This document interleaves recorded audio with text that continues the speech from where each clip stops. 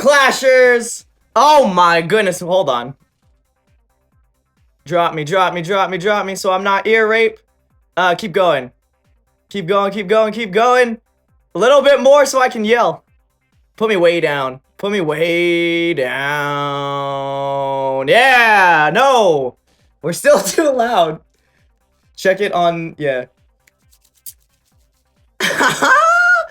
Yo, let's get that hype in the chat. Hello, Clashers! Welcome to another episode of Clan Royale League! It's your boy Bag coming at you live. Thank you to everyone that is returning for the semifinals and final matchup today. For those of you that are new, this is a 8-clan, 2-division league, 5v5 best of 1 matches, 2 global card bans, 2 unique cards per deck, and of course, a $1,600 prize pool! Oh my goodness! Oh my goodness! Are you ready for the matchups of your lives? We are gonna have some crazy challenges for you today. Let's jump right over into those brackets. We have got Synergy, formerly known as Alpha Genesis. They have merged and they are in the finals versus Clout Gaming. And we also have Crucible Wrath versus Clash Wars! Clash Wars, you saw that massive upset last week with that 5-0 shutout against Nova. Absolutely unbelievable. These are your top 4. Show them the love in the chat. I am so pumped that I'm sitting here with my boy Stickbug. What's up? How is everyone doing? So we got these matchups coming up. I'm really excited to see these matchups. I'm really excited, especially with the Clash Wars upset last week. Like, that was crazy. The 5-0, that was crazy versus Crucible Wrath, who's been great this whole league. So to see those two come out, it's going to be great. I'm really excited to see that. And then we got the new Synergy versus Clout Gaming. Let's see who's going to take that one. You never know. It could be another upset. You could see another upset going into the finals. We don't know. What do you think, Beg? I would hope not. If we see another upset going in the finals, that would be absolutely insane. I mean, that would be absolutely hype off the charts. But we are down to the best of the best, the greatest of the greatest. I expect really close matches today. But I don't know. You never know. You never know. I was completely surprised by what happened last week. And to see something like that today would be absolutely crazy. Let's jump over into the hot cold and see where these clans sort of stood. Woo! Look at that. Synergy leading the pack. What do you think, Stick? Synergy, yeah, of course. I mean, they got the Alpha was in that, isn't now with Genesis. So I mean, yeah, I mean they're gonna be the top. So now you got Crucible Wrath in second.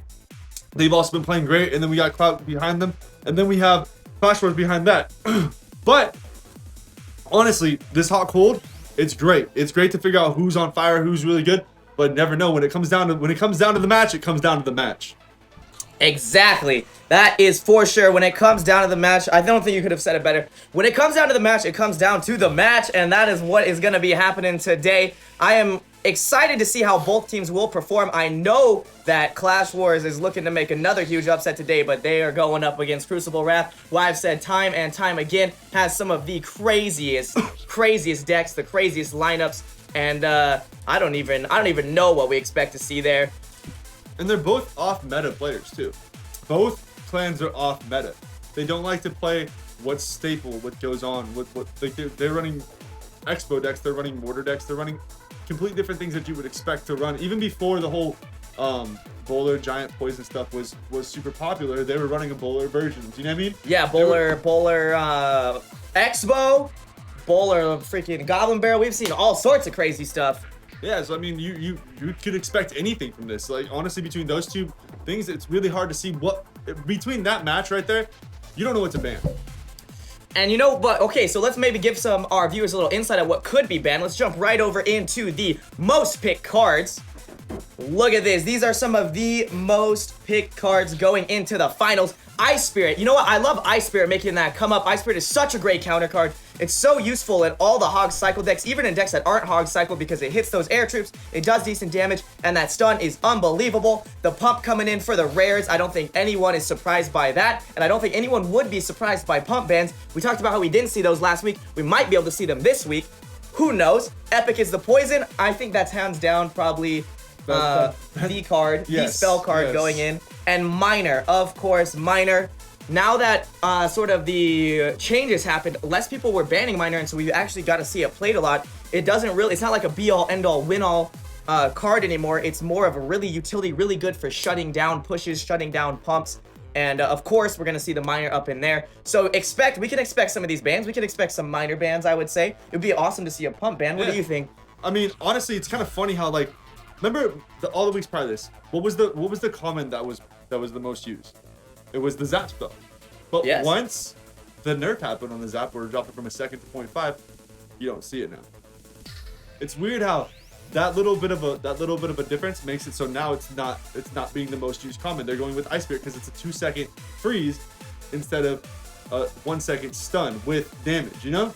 Yes, So exactly, it's kind of exactly. interesting. And it also does the reset as well because it's technically a freeze, you know? And only costing 1, that's absolutely ridiculous. With that, let's jump over in today's matchup, and let's see who is going to be battling out in the semifinals. In the semifinals, look at this. Our first matchup will be Synergy versus Clout Gaming. Oh my goodness, those rosters. We got Pompeo coming in for Synergy, Bright Light, Trainer Carrot, and Trainer Chris. Ayo, and Isapor, and that is no one to be laughed at. Looking over here from Clout, we've got, Asopa, Odyssey, Rice. Yo, those are their big boys right there. I'm excited to see Surgical Goblin and KR. I don't know if those are name changes, but I don't think we've seen them really do anything yet. I haven't seen that. Those don't sound familiar, but I'm really excited to see what they can bring to the table. Like, you don't know what they play. They might not know what those new people play, so they can be caught off guard. Yeah, those are our 2 wild card players for today, so that'll definitely be interesting to watch, especially going up against those big names on the left-hand side. Synergy has basically, they're bringing it today. Look at that. They are not letting anyone tell them what to do. It'll be absolutely crazy. Oh, the chat. Yo, yes, we need that chat love. I already see Clout, Synergy in the chat. Spamming in the chat. Get your people hyped. I see you mods. I see you Trent. I see you guys getting hyped. Yo, I'm hyped. And look at that trophy average, so close, so very close trophy average. These players are used to playing the decks that, in tournament and ladder. We talked about how tournament decks are now moving towards ladder, how you can pretty closely play variations of your tournament decks in ladder now. With the new balance changes, I like being able to see that. I like being able to sort of change your deck a little bit, but have the same feel of your deck. So both players are probably going to be really familiar with what each other has played, or they'll have at least seen it in ladder before. We know Synergy and Clout don't really play those off decks. They're more for the meta decks, which is a lot of that Giant Poison, that Bowler Prince. But it's funny because all those minor decks, counters. all those decks came from the tournament standard. Yeah, and most of the top ladder decks now, you'll always see a few tweaks, a few weird tweaks that just work better in ladder, the commons and the rares, those coming out at high levels. You'll see a few different cards played in ladder, but for the most part, a lot of the new ladder decks have come straight from tournament standards, and it's really awesome to see that. It also gets, like, especially playing in high ladder, like when you start playing like over 3,800 and start getting into the 4Ks, like when you start playing that, you start seeing the same decks over and over again, and it's kind of nice when you go to a tournament and you have people trying different things and actually winning with those decks, because then you start seeing those ones on ladder, because people are trying to give them shots on the ladder because of the fact that they're doing good in tournament standard, and maybe they scale the same way, Exactly. And I wonder if we're gonna see that today in these semis. Okay, I've got confirmation. I'm leaking this. Our first match is KR versus Iza, so I'll be excited when we jump over into that.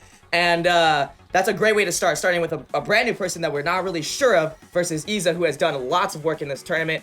Will be really interesting to see what those bans are. I know we saw those picks come up, so I know you guys are excited to see that. And just start this league off, man. Start the semifinals off strong. I am already pumped. I'm brimming with excitement. I'm basically sitting right out of my chair. I want to see these clans go at it. I want to see them go at it hard. These are no joke. These clans are all clans that are in the top 200 global. They kick butt all day, every day. And I have a feeling that we're going to see some great matchups today. Here we go. We got some confirmation on the bans. Synergy bans Minor. Clout bans Giant. Interesting. So we're gonna see a lot of Hog Rider. A lot of Hog Rider, or you know what I've seen a lot of? Also counter decks where it's nothing but like a princess or a minor to push. But they can't play it. They can't play minor. So you're I meant Goblin Barrel. You might see like a Goblin Barrel. Yes, exactly. There you go. I really want to see Giant Skeleton Goblin Barrel. Yo, Sting has been pushing that giant awesome. skeleton all day, every day. Should we see more today? I don't know. I do agree with those bans. I think they're very solid bans. Banning the miner is good. That means no one's worried about playing their pump. Means you're really gonna have to utilize poison, fireball, whatever you need to do to get rid of their pump to make your pump really count. I hope we see people use the poison correctly today or the fireball correctly today. They don't do it right away. They wait and they get max value. If they don't, I'm gonna call them out because we call them out every single week for that. We've all done it. I mean, I know. It's so. We jumping into the first match right here. We got this one going. Jumping into the first match, KR versus Iza. Let's go, fellas. Elixir pump's already dropped. Ooh. And he has no miner, so he can't cancel that elixir pump out. No, he couldn't do anything to stop that pump. Unless he's gonna fireball it. But well, he's already wasted elixir on there. Okay, nice. He gets a nice stop on that hog. Unfortunately, it's a 5 cost. Thankfully, the hog gets no hits on tower. We've got that ice wizard coming in on the left-hand side. The princess is gonna shut it down. Ooh, the princess is gonna shut down the ice wizard and the mini P.E.K.K.A. I love it. In fact, I'm gonna argue that he didn't need those skeletons. I think he was just trying to, but just in he's being case, safe. He didn't want his princess to die. Totally agree. He's up 2 pumps now. Even though the giant is banned, he's running bowler still. Is he gonna be running like a P.E.K.K.A. with it, or is he getting? Well, he's got the hog, so he's going bowler, hog, minions. Hog coming down the left-hand side gets 1 hit off on tower, putting him in the lead. If you notice, Iza's gotten so much value out of that princess. Princess is his Bay card, his MVP card. It is putting in the work. Princess gonna get some damage on the left-hand side. 3 elixir pumps are down right now. 3 pumps. Yeah, this game is he's pretty much saying, GG, I have the pump advantage. I've got 3 pumps. As soon as this goes into double elixir, he's going to be so far ahead. The key, though, is he still has to utilize it, right? Yeah. He can't just have the elixir and sit there and try to play off of what he has because he might not have the right cards in his hand to make a push. Totally agree, and I've seen it time and time again where they drop all the pumps and they don't know what to do. With the hog right there. And they keep dropping pumps. He will get some damage on that right-hand side. The poison is a good poison. It will shut down the minions, slow the hog, slow the mini P.E.K.K.A. Hog gets taken down with the mini P.E.K.K.A. stripes. Mini P.E.K.K.A. gets shut down by the skeletons. So far, still got KR damage is on getting... the tower, though. Yes, exactly. So far, KR is doing really good in tower damage. But his tower damage is splitting because he's going to both sides. He needs to pick a side and stick it with it. Agreed. I feel like he feels it's the only way that he can get past that princess that he has so much trouble dealing with. And we've noticed so far that KR is not playing the pump. I feel like that's a really weird move. I mean, I feel like if pump's not banned, everyone should be playing it. But he felt he didn't need it. I mean, he is getting the value off. He's down. He's going to be down a lot in elixir. I feel like KR needs to cycle because he wants to counter. Look at all his cards. He's trying to counter with bowler, counter with minions, then play hog. That his deck is very much built like that, especially with guards, and he hasn't been able to do that. Iza just keeps cycling, dropping pumps, and he's not letting KR counter efficiently. But Iza's getting shut down on the pushes though. Like not getting any hits on the tower. Look at the tower damage right now compared to the both. Yes, he might be ahead on the elixir advantage, but the tower damage is where it all comes into effect. If you get the tower, you get the tower. I couldn't have said it better. If you get the tower, you get the tower. I'll give it to you. Hawk coming in on the right-hand side. It's going to get stopped by the mini P.E.K.K.A. and Ice Wizard. He doesn't get any hits off. At least he gets some poison damage. He's going to have to counter these. 2 princesses are down. Double princess is going to put in work on that left-hand side. Unfortunately, he needs it on the right-hand side. He's forced to counter with a pump this time. Do not agree with that counter. Hog almost makes it to tower. That means you're struggling at that point. If you have to drop an elixir collector to stop a hog, you are falling behind a little bit. What Iza needs to do is slow roll his hog. It's a really weird play, but you can get a lot of value. He gets hog to tower. He gets a hit off. Nice. You can get a lot of value out of your hog if you can slow roll troops in the back to stop the counters, then play hog. His deck is very low cost, very cycle oriented, and if he can make that work, he's gonna win. He only needs 1 more hit from this log or this mini P.E.K.K.A., and then the poison will pretty much put it away. Mini P.E.K.K.A. is going. It's not gonna get there. Hog barely gets there, and that's game. Woo! Here we go, boys. Synergy coming in strong with the first win of the day. That was a good one. I mean, we could have gone either way at that point. Like, it was who was gonna get that hog to the tower is basically what it was. And who got to play their poisons offensively instead of defensively. Definitely. I feel like, so Iza, we obviously knew Iza was going into the double elixir strong. He had the 3 pumps, he had the 2 pumps. He had, you know, he had that going for him. So he knew sort of like, I'm going to be in the head in elixir. I felt like it took a long time for him to get in his flow of counter pushing. Yeah. He took really long there, and it was sort of painful because he took a lot of tower damage because of it. Yeah, I thought he was in trouble when he had to drop that elixir collector in the middle to stop that hog rider. But somehow he turned it into his advantage and getting a nice push with a mini P.E.K.K.A. hog rider and ice wizard.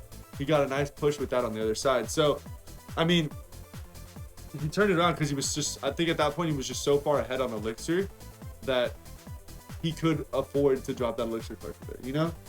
Yeah, he was sort of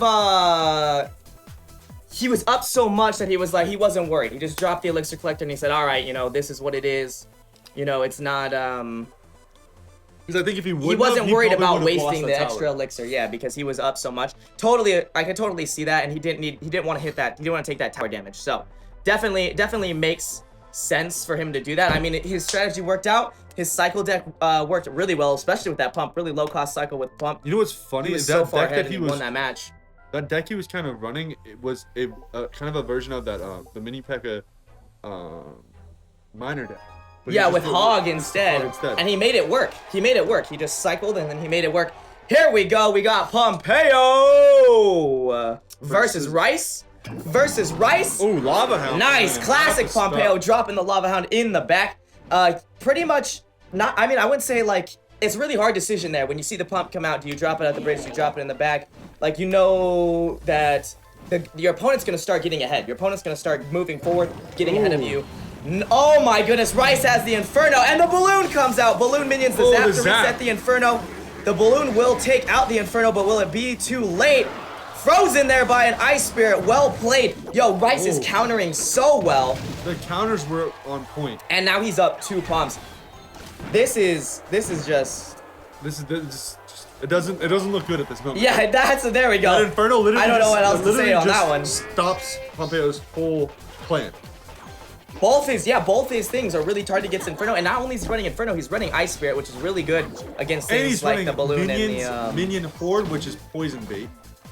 Like, it's literally just poison. Okay. Right? So he's gonna have a hard time making any sort of push here. Hog is gonna get so much damage there.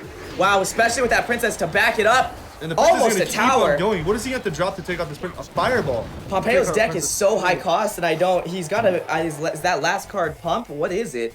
What is he playing there? Guards, maybe? I'm really confused. I feel like not having that pump is really gonna hurt him.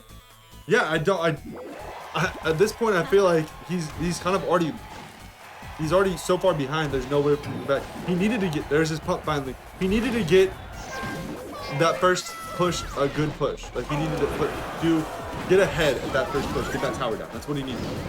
Exactly. But right now it's over basically. I don't think there's any way for him to come back at this point. He's lost 2 towers. He's looking at just trying not to get 3 crown. Man, that was just such a brutal sort of beat down there. The pump came out. He dropped Lava Hound in the back. He's like, all right, well, the pump's out. If I can take that tower, at least I can deal with that. I won't be behind. Rice just with the perfect counters. He's like, Lava Hound means nothing to me. Shuts him down with the Ice Spirit. Shuts him down with the Inferno Tower. Ooh, but he might be able to get something here. He's really low cost on the 3 crown. I'm not sure. There you go. Hog's coming in. Hog with Ice Spirit to put it away. He will be able to take that tower. That tower on the left side is going down, but now it's a race. It's a race for the 3 crown. Yo, Balloon is still alive. Double Balloon, Lava Hound coming in on the left-hand side. The Inferno to shut it down, but the Minion Horde is going to come in hot there. Does he have a zap? There's a fireball. Fireball to take down the Princess. He's going to get poke damage on the tower, but it's not going to be enough to take it. And this game is over, boys. But I mean, he had a decent push up there at the end, but the problem is he needed some kind of, I feel like he needed a ground unit that could stop that hog rider or stop the mini P.E.K.K.A. or something, because he really didn't have anything. Once that poison dropped, his minions were useless. Yeah, he didn't have good answers. He didn't have good answers, and his deck was really high cost. so he couldn't really deal with the little princess. Like, the princess just got so much damage there on the right-hand side. 2 princesses did, it was close to 1,000 damage. Yeah. And he didn't have any small cost troops to stop it. It was really unfortunate. I think that deck he would have been good at putting for the 3 elixir minions, throwing in like and so instead of the musketeer, he could have thrown in a lumberjack or something. You know what I mean? Or something else to hit that hog rider and also go to the tower with the lava hound and drop a rage on the tower and get in front of the lava hound. You know? Exactly. Well, that was a pretty much brutal upset. Give us that clout hype in chat. That is gonna keep us at 1-1. Rice shutting down Pompeo in the second match. Yo, we're only 2 matches in and we're already tied. We're already But see, tied. that whole deck he was running, that lava hound deck, would have been completely different if the miner was not banned. That deck would have done a lot different because the miner would have been able to get in there, you know, distract the Inferno, Even with a miner to distract the Inferno, though, he would have been playing a hard match. He definitely would have been playing. No, I a know, hard but match. he would have been. Feel like he would have been at a better stance in that match. You know? Yeah. Oh, he definitely would have at least maybe taken that tower in the beginning, and that could have changed everything. But he did it, and it's Cloud's win. Bright Light versus Surgical Goblin. There we go. Pump's coming out. Every single match, boom, pump right at the beginning. Well, that's called the good hand right there. Nice. Here we go. We got a Knight coming in on the bottom. Knight, super underplayed card, so much value. Knight Archers. Archers, we haven't really seen played that much. Good poison there to probably shut down those Archers preemptively. He's gonna get some tower damage and deal with Archers. Interesting poison there. Oh, he wow. missed the elixir cluster. I would have probably left the Inferno and got the elixir. Yeah, I totally agree. I probably would have opted to take the pump there. Bright Light is sitting at 10 elixir. Strong push coming in right to the counter. Bull is gonna shut down all those troops. That Inferno putting in some work. Hog, the freeze! The freeze! Hog does make it to tower. 1 hit, 2 hit, 3 hit. No, man, Hog almost gets 4 hits on tower. Well played by Bright Light. That was an excellent freeze. That was a great play. Yo, I thought he wasn't gonna get anything. No, he was going in right. He played right into his hard counter. That bull shuts down the freaking barbs. It shuts down the hog. Like, that hog was going nowhere. Last second freeze there. Definitely worth the elixir value that he got for it. He punished him for playing the pump. Great freaking plays. Hands out to my boy Bright Light. Surgical Goblin is in trouble now. He played another bowler back there. He's playing too many troops in the back because he's almost at too much elixir, if you know what I mean. He needs a push card, and we haven't seen it yet. Is it 3 muskies? Is it I don't know. Hog. He's missing his push card. He's opting to cycle the pumps instead. I'm not saying that's a bad move. Ooh. But now he's getting poison on double pumps over there. That's brutal when you get that double poison, the poison on double pumps. Like, that's a brutal thing. When you see that happen to your own pumps. Yeah, you know? Does not feel good whatsoever. Does not feel good I was hoping whatsoever. I was hoping he was running the Knight with the 3 Musketeer deck. That would have been sick to see. I was kind of expecting the 3 Musketeers once he dropped the Knight, but when I saw Archers, I was like, okay, he's going more classic, more counter, more Hog. The Hog did come out. We haven't seen Surreal Goblin's last card though. He's probably he's 1 minute left. He's at double elixir. He's probably waiting till double elixir hits and then drops that card. It's like, that's what I was thinking, but he hasn't played it yet. What is he waiting for? He's not getting the value out of the honestly, all he has to do, he's dropping his bowler on that one side. All he needs to do is Hog Rider push the other side. Like, I know he's up to Bright Light is up 2 pumps, so I can see that. Cannon comes out to shut down these pushes. He's still putting his poisons on that same side together, which I can see because the tower. I wonder if he's trying to bait though. Is he trying to bait the poison? Does he have something that he needs? He just keeps dropping Bowler in the back. Bowler is gonna do work, but with the poison there, he might be able to get some few more hits in. We're going into overtime. That means first person to take a tower will win the game. Will the freeze come out? I don't think it does not. He opted not to go with the freeze. They're both sitting at 10 elixir a lot and way too often. I mean, it's just showing that they're up way too many pumps. So far, Surgical Goblin is just poisoning. He's winning with poison. Too many pumps. The struggle. He's winning with poison. There we go. Barbarian's coming on the right-hand side. We finally see the poison, but he misses the bowler. There we go. Bowler gets shut down. Bars get the tower. Hog gets lured by the pump. Knight gets the tower. Barb gets the tower. They're doing great poke damage. Oh man, Archer's gonna be shut down by. It can still be anyone's game because their towers are basically the same amount. So this is anyone's game coming into this point. Yeah, they're both cycling. They're getting the poison damage off. Bright Light forced him to use his poison defensively, meaning he couldn't go right into the poison that he had right now. He had to cycle back to it. Ooh, the it's rocket! a rocket! His last troop is a rocket. Well played. Did not see that coming. Dirty rocket user. Oh my goodness. That's why he kept dropping counters like, all I gotta do is get poke damage, poke damage, poke damage. I thought we were gonna see something like 3 muskies. I was like, where's the split push? No, it was a freaking rocket. Hashtag rocket hype in the chat. Get wrecked. Holy cow, what a comeback. I thought Bright Light had that game. I really thought Bright Light had that game. He played so well. His freezes were so good. He made such good plays. He was killing it. But yo, fear that rocket, man. Fear that rocket. I hate that when you're playing somebody on ladder and all of a sudden out of nowhere this rocket comes and takes your tower up. Seriously, and we hadn't seen really Surgical Goblin play before, so we weren't used to it. Like, we didn't know that he was gonna just like bust that out. That was his giant instead. Yeah, he said no giant, no problem, boys. Rocket hype. This is about the same damage, right? For 1 hit? Yeah, no, no, not at all. But it does get direct damage, so hey, there you go. Dude, giant hits like a truck. Giant does hit like a truck. In fact, I'm interested to see how that 5% nerf will do. It's not really a big nerf, but I think it's more of a deterrent to say, hey, stop using Giant. We're sick of it. Play some new cards. Yeah, I mean, it's still gonna be used. It's still a great card. I also would rather see, even if it's the same kind of style of deck of poison and stuff like that, to see other tanks used in that deck besides just seeing Giant drop all the time. You know? Like, yeah, it'll be a nice change of pace. It's not the whole deck itself. It's just seeing Giant all the time. It gets annoying. I feel like, other than that, the only other thing we really see is the counter. You know, we see the Inferno, and Inferno. But you shouldn't. Like I've been saying this all the time since this whole Giant poison is coming. You shouldn't have to have one card in your deck just to counter a deck. You know, you shouldn't have to have this in my deck to counter the meta. True. What I'm saying is Inferno is such a good card choice. We've seen it do work time and time again in this league. Here we go. We're jumping right into Trainer Garrett versus Odyssey. Ooh, this will be a great match. But I just wanted to relay again that people who played Inferno last week won games. Like, Inferno in the deck won the game most of the time. Is that a sign? Is that a sign that Trainer Garrett is coming up hard with this Inferno here? He drops Inferno in his deck, but there's no Giant in this whole... Yeah, but there is a Bowler, and Bowler is still nasty at that 5 cost. Does it push back you? Does it push back air troops back? Are we back to this discussion?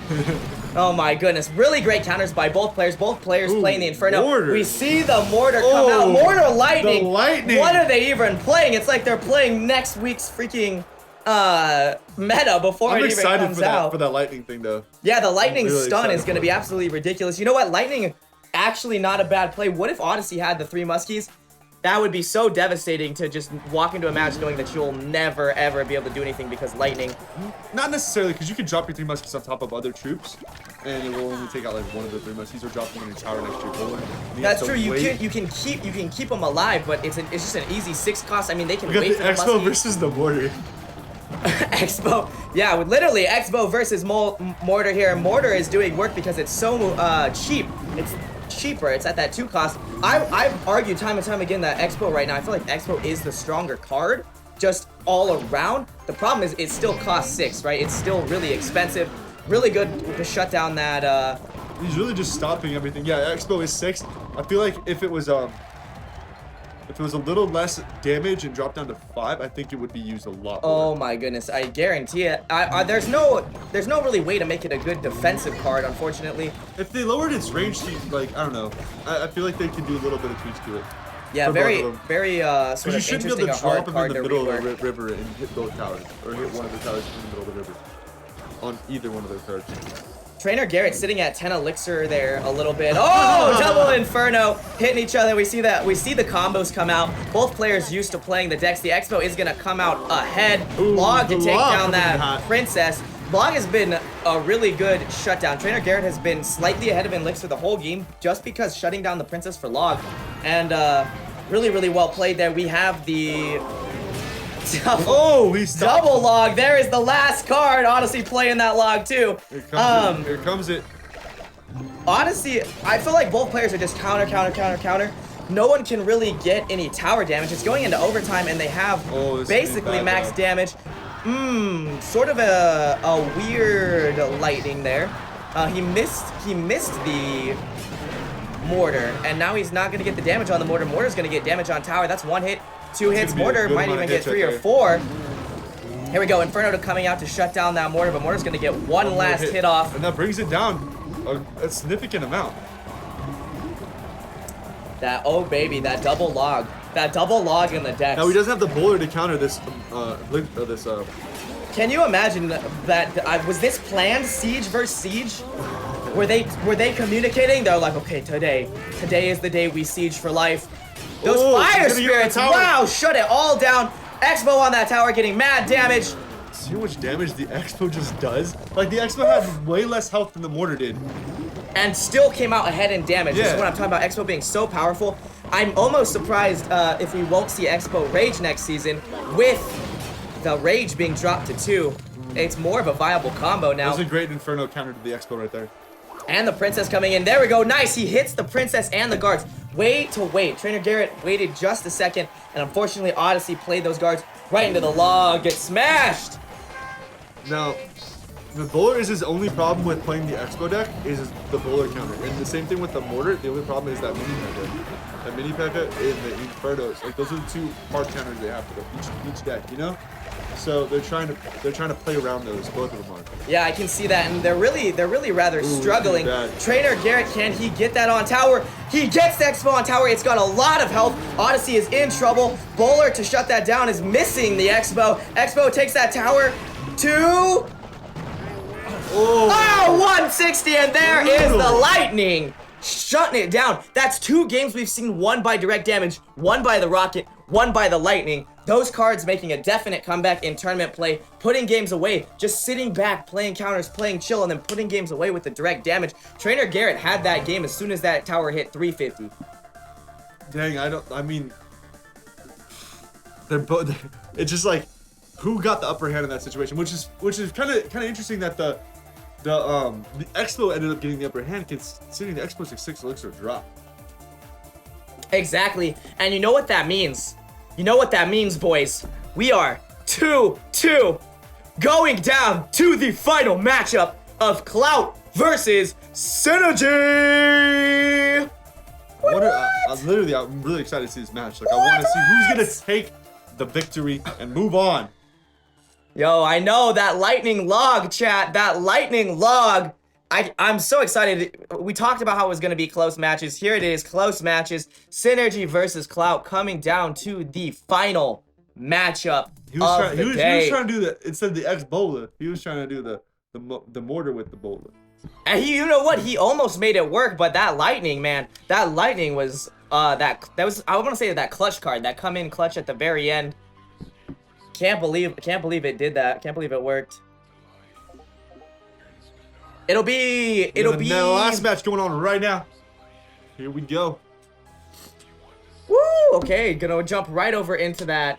Last match is Sopa versus Trainer Chris. The most hype match of Clout versus Synergy. The winner is going to the finals. We see the pumps come out in the back. And now they're chilling. And now they're chilling. I want to see a mirror drop. The air subsides. Hawk comes out, shut down by Inferno. Is Trainer Chris playing the Inferno? You know what? Really good plays by Asopa. He deals with the Hog. He deals with the pump. Asopa is already coming out ahead in this match. Ow! Bowler in the back. It's not that it's a bad play. It's that you want to wait for your opponent to play their cards. Bowler is a counter card. Asopa choosing to play into the Bowler. He should play the other side. This is what we're talking about. Play the other side. Bowler is not good by itself. They both played counter cards from the back. Well, I know that's true. But Bowler, so the Bowler gets its big advantage right now when you can hit troops and you can hit troops behind the troops. That Valkyrie can't touch the Bowler. It took way too long to get to it. Bowler a lot of times will hit the troops behind. Luckily he didn't. Here we go. Push on the left-hand side. Inferno. You see that Bowler come out. Hog getting damage on the left-hand side, not getting damage on the right.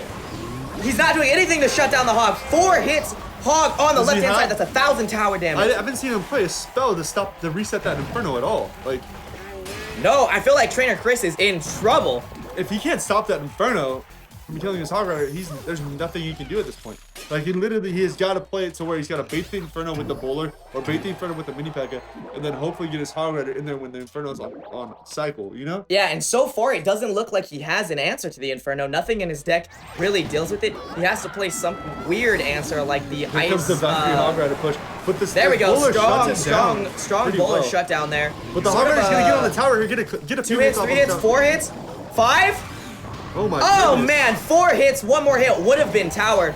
Basically right now, it's like, all I need to do is poison it, and it's good to go. Yeah, Sopa already knows. He already knows. I don't think he'll try to push that with the Hog. He's a high-level player. He's gonna play more counter now. I'm expecting him to cycle, play the pumps, play his game, yeah, here we go. Trainer Chris throwing him down the good game. There we go, Hog Valkyrie comes out. Trainer Chris does nothing to stop it. There goes the tower.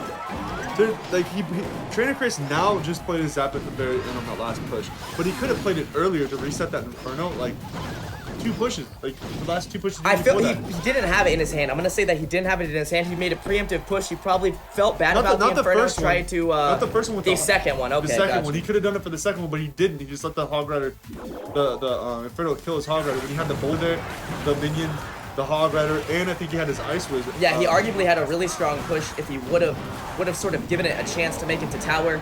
But that is game, boys. That is the way the cookie crumbles. That is the way the cookie crumbles. You know what we've got. You know what we've got, Stick. What do we have? We have got Clout Gaming in the finals! Woo! That's what? Who would have thought that though? Like, who would have thought that Cloud Gaming would be in the finals? Oh man, Clout Gaming. You know what? Clout Gaming is sort of that mid-tier clan that people didn't talk about. We talked about, oh, Clash Wars is gonna be really good. Oh, JK, they're really bad because they lost those first few matches. Or we talked about, these other clans who said they were gonna be really good, who really pushed it, like Nova and Synergy, who was Alpha at the time, and Genesis. They really pushed it. Clout was sort of in the middle, so I feel like Clout, sort of the low key, they sort of slid in there, right? They slid into those semis, and now they're sliding right into those finals. And I think we're gonna need a little bit more Clout hype in the freaking chat. I think you're gonna need a little bit more Clout love on Twitter because they just made it to the finals of Clan Royale League against the best clans in the world. Like what? Like what? This next matchup though, look at this lineup. Oh man. Oh man. Clash Wars, man. Justin, Patriot, Slayer, and boom. Sizz, I haven't seen Sizz play up in here before. We'll see if he comes out. And Crucible Wrath with their boy Vizards, their boy Ryuzen, their boy Alvi, Retaliation. Dude, Muffin, they brought them all. They brought them all today. None of these clans want to lose today. They know that the finals is like the biggest bragging rights ever above all the clans over all the changes. And they're both like, if they play like they did last week, they both are it's gonna be a tough match. Oh, it's going to be a very tough match. It's going to be very interesting to see the decks. They're both... So the cool thing about non-standard, non-meta decks is that you normally play meta decks. So you're used to... Even though you're playing a non-meta deck, you're used to playing the meta decks. They're not used to playing you. That's your advantage. What happens when we put 2 clans who arguably played the most non-standard, the most off-meta decks, we put them together, they're not going to be used to playing each other at all. They're not going to even know what's going on other than they know, Clash Wars loves to come in with that X-Bow and Crucible Wrath loves to come in with those bait decks. But then when do we come down to the banning? What do you do in that situation as well? You know what I think you do is, and we'll see if they did it, is you ban the meta. So you already know that you're going to play the off-meta decks. Don't even give your opponent the chance to not play their decks. And in fact, if both players banned meta cards, that means they're going to play their comfort decks. They're going to play those crazy decks. And that means we're going to have some great freaking matchups today. I really think, no matter if it's off-meta or meta, one of the best things for anybody to ban is the poison. Like, meta decks use it and off-meta decks use it. Like, the minor decks, I've seen a lot of minor decks with just poison in it. I think that could be a really good ban. I think the pump can be a really good ban. It's another one of those cards like that. You know what? It didn't work out so well for Nova, though. Nova banned the Zap. And I would have thought, like, that's a decent ban. You can still play the meta cards, ban the card that's used in every deck, the Zap, which we had seen. It wasn't the most big card this week. I'm gonna assume that's because Nova banned it for one of the matches. But it was in the first weeks, all the weeks up until it. And it didn't work out for them. So I feel like most clans, they might want to play it safe. But I can definitely see how that would be beneficial. We haven't seen the pump ban. We talked about how that could be a really good ban. Yeah, that could be a good one as well. And I mean, Ban Poison Bowler. Ban Poison Bowler. Dusty Light. I would say that is a great move, especially against Clash Wars. Ban. A bowler would be an interesting ban. We've seen a bowler in a lot of decks. Every single deck now. And at 5, it's devastating, especially when you get that double bowler. Nothing's touching your tower. If you're you're trying to fight a double bowler under your opponent's tower, like that is just painful. It is. You got like on ladder. I've been playing a match and I dropped. I was up in one tower and he kept on dropping he was doing the giant poison on me with the bowler, right? And he kept on trying to get the bowler onto my tower. He had 4 bowlers down, and he was coming down the river, coming through the river, coming down my lane, and I just dropped. He kept on dropping my Royal Giant every single time I could, and just keep on pulling his bowlers back, having him turn around and shoot back at his own tower. Even though I already took the tower, I was just trying to hold him off for 20 seconds. Yeah, you know what? That's actually a good tip, and that's something I try to talk about in the other. I'll drop my Royal Giant, but we didn't talk to distract about this their back units and take my barbarians to take off their giant. Yeah, splitting the troops. So when you have things like bowler, you have things like giant, you know they're going to come in with pushes, you know they're going to drop things behind the giant or in front of the bowler. And the way to really deal with those is to split them, right? You're going to get something on that bowler so it sort of turns away, stops targeting your other troops. If the giant comes out, then you got to play like, we can't play it last match because Miner was banned, but Miner, Goblin Barrel, something to split those troops. Splitting those troops efficiently and effectively is the best way to counter those really good slow roll decks. I think a lot of people are learning how to do that with the meta being so tanky right now. And if you guys haven't been, then pay attention to that. Be really good at getting low-cost troop splits and low-cost counters for also, that. don't let people build up those giant poison pushes. Like, put pressure on them. Keep the pressure coming. If you see that giant drop in the back, if you're playing a golem or something, if you're playing anything, another tanky card, P.E.K.K.A, double prince. If you're playing double prince, drop double princes on the other side and just go for the other tower. Don't even worry about the giant at that point, because he has to then come and counter your double princes, and then you can just drop, if you're playing a P.E.K.K.A in that or mini P.E.K.K.A, you can take out their giant with that card eventually, you know? Like there's so many different things you can do to stop the giant poison from being a big factor. And especially with the bowler, if you see a bowler coming down the lane, like honestly, a bowler by himself, he does a good amount of damage, but you can distract him with like an Ice Whiz in the middle of your base, and he'll keep on shooting the Ice Whiz while the tower's taking him out, you know? Like there's different things you can do to distract the bowler once it comes across the river. So I wouldn't worry about the bowler per se itself, but if you see a bowler drop in the back, push the other side. Whatever you do, if you see any troop that's a tank unit or a staple unit in most meta decks, just push the other side. And I think we need to see more of that in the league. Justin versus Connor coming out in the first matchup. We see the pump come out for Justin, the Ice Wizard come out for Connor. There we go, really smart. Connor cycles really fast to his pump. He knows he needs to get things going here. Unfortunately, Justin plays the princess on the other side. We've got sort of a princess Ice Wizard coming out. There's the bowler, shuts down the guards and the princess. Great play by Connor. That puts him back in this game. Evens out the elixir. Justin, what is he gonna play? I do not know. Check out these bans though. Crucible bans the Miner and Clash Wars bans the Giant. That's just kind of what we talked about. The meta cards being banned, that means nobody is going to be playing meta deck. It's going to be Hogs. It's going to be Expos, crazy stuff. Do you consider Hog still in the meta? I consider Hog a strong card. I wouldn't say I see it a lot other than people who play Trifecta. Yeah, people but Trifecta like Mini. is still super strong. Well, Trifecta is one of those decks that's just an all-around deck. It'll probably always be a strong deck. Rocket comes out from Connor, shuts down Justin's pump. He gets some tower damage. Yeah, Princess gonna get shut down by guards though. Maybe guards might get poke damage. No, they're gonna get killed by the Ice Spirit. Interesting. Bowler, Rocket, guards. We're seeing sort of a pattern here. We've seen that deck before. We need to see the bowler come out to stop the Hog. There we go, Ice Spirit. Unfortunately, that is a 6-cost stop for a 4, and the Hog still gets a hit off. Justin putting work with this. I don't know why you dropped that mini P.E.K.K.A there with the bowler knowing he's in the lane. I wouldn't have dropped Justin's just up so much elixir, he's throwing stuff down. I do agree, you know, this is what we talk about, push the other side. Bowler does nothing by itself, it's not very strong by itself. I think he's maybe afraid of the push preemptively. He's afraid that Connor might have something big, like 3 Muskies. I don't know, Connor has Hog. Hog comes in on the left-hand side, but it's gonna get shut down by guards, Ice Spirit, and mini P.E.K.K.A to put it away. It was a great zap there. Gave his Hog Rider that hit off the tower he needed. But now he has to worry about the mini P.E.K.K.A, but then the bowler's just there in the lane to counter that. So the bowler is, like you're saying, more bitches a counter card. Yeah, and when you use it as a counter, that's when you get your tanks. It's good behind units. That's when you get, yeah, and that's when you get the most value out of it, because now not only did he get the counter, he got the hog on tower, but he's doing damage. He's doing damage under Justin's tower on all those troops that you would normally use to counter the hog. Double princesses. Double princess. Woo! I like that. The double princess puts in mad work. Unfortunately, that ice spirit's gonna shut those down. Hog coming down the left-hand side.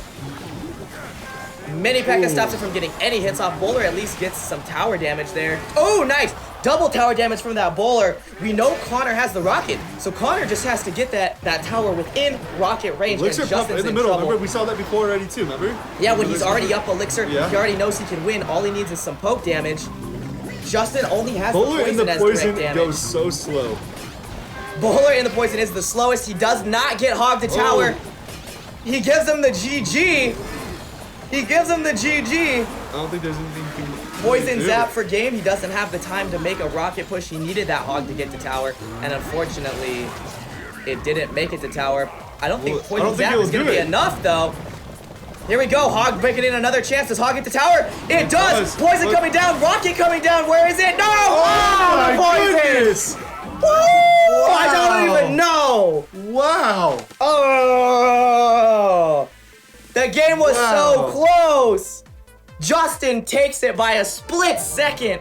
If that hog had 200 milliseconds, 200 milliseconds, that hog was going to town on tower. I thought it was gonna go like both at the same time.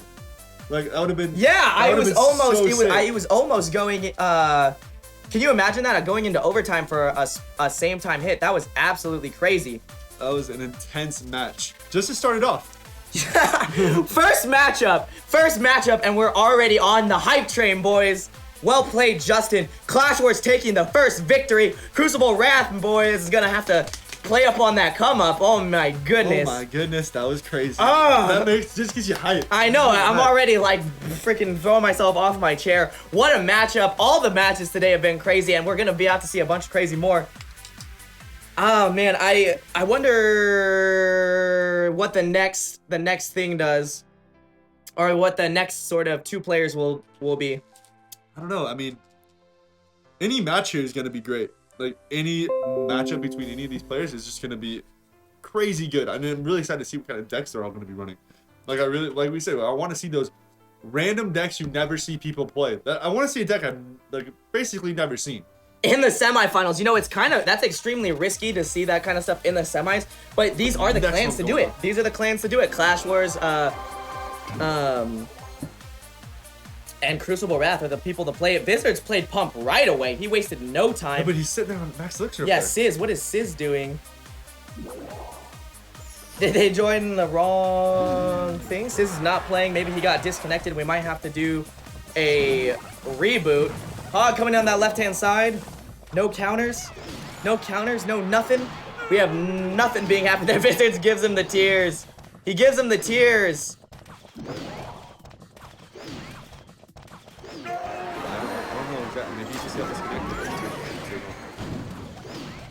I guess we'll go back and we'll give it a chill, and hopefully they can get back into there. But yes, we saw another hog bowler coming out by Wizards. Yeah, but that's that seems to be what's being played. You can't play that bowler giants. You got to play the hog rider. You know what? And it's working. I mean, having that hog rider as a substitute for giant hasn't been really like a pain to them. I've seen like the plays have been made. They've been made well, and you know, the bowler isn't really a thing. Like it hasn't the giant hasn't been a really big effect. Yeah, I mean, I think the decks would have been a lot more one-sided if you could have seen the giant. It would have been who got that giant push off, you know? Like it would have been who got the giant down with the poison first. Or, you know, that's what I feel like those decks would have been like if the giant was not banned. But since it's banned, you're seeing a little different variety of stuff. So you're seeing like the hog rider with the bowler. You're seeing both people running I think most decks have been hog rider decks, but because you can't run minor or giant, so you're not. I would really be surprised to see P.E.K.K.A. double prince. I really want to see it. Yeah, we've seen it in the past, and it wouldn't be a bad play. I've seen the P.E.K.K.A. double prince do because the prince doesn't get pushed. work. The prince doesn't get pushed back by the bowler, right? Because it's considered a heavy unit. Yeah. The dark prince does.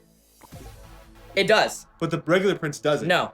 So it's a really weird sort of combination that ends up happening there. So and I've seen the P.E.K.K.A double prints, and not even just bowler prints. I've seen bowler prints poison put in really good work on tournaments. They've won some of my 20k gem tournaments. Have been just a bowler poison and prince pushes. It's been absolutely crazy. Or even just like the double prince mini panda, like something completely different. Or even what I'd really like to see. What is it? 3 musketeers thrown in there. Even if you could throw, people could throw like spark. We could see some sparky decks. We could see anything that you could probably think of because of the fact that the giant and the minor are banned. And you don't have to worry about them, right? So like that's why it's weird when I don't see people playing pump, because you don't have to worry about the minor. You don't have to worry about stuff like that. Like the pump right there is gonna do work. You don't have to worry about giant. So I mean, Inferno's a little bit less likely to be used, but it has been working. Here we go. Wizards dropping him the good luck. We got System versus Wizards. There we go. Pump's coming out. What is Wizards' first drop? Ice Spirit. So I think he's cycling, seeing if he can get a pump out. Poison, not bad. Ice Spirit Poison there. He'll take a pump. He deals some damage on that Ice Spirit. The Inferno Tower comes out to counter the Hog. Nice. Stops the Ice Spirit from even getting on it. So that was. Yeah, Wizards definitely comes out ahead in that trade. Sizz is up at Elixir because of the pump. I feel like Wizards he's running. Chilling. I feel like Wizards gonna be running the staple trifecta with the Zap Poison Ice Spirit. Oh no, he's running the bowler. No, we already know it's the bowler hog. And that was the one. He was the one running the bowler hog. Because yes, Sizz is the one that we didn't get to see his deck. He looks like he's running maybe something close to classic trifecta. We've seen the hog. We've seen. And it's really strong because it can literally counter the bowler. The Valkyrie can counter bowler. If played correctly, yeah, and it'll deal with the bowler's damage, and then you, especially under tower, and then it'll sort of push it out of the way. Great Ice Spirit there. It is. I feel Great like Ice Spirit Valkyrie. He shuts down the pump. He's gonna get a hit on tower. No. But see how that Valkyrie just did work, like. Yeah, the Valkyrie Ice Spirit, he did a great job at splitting them and getting the tower, and now he's got the trifecta coming in hard. We need to see the small troops to counter bowler. Not a bad bowler play there. It is going to push away the Musketeer. Hog is not getting to tower.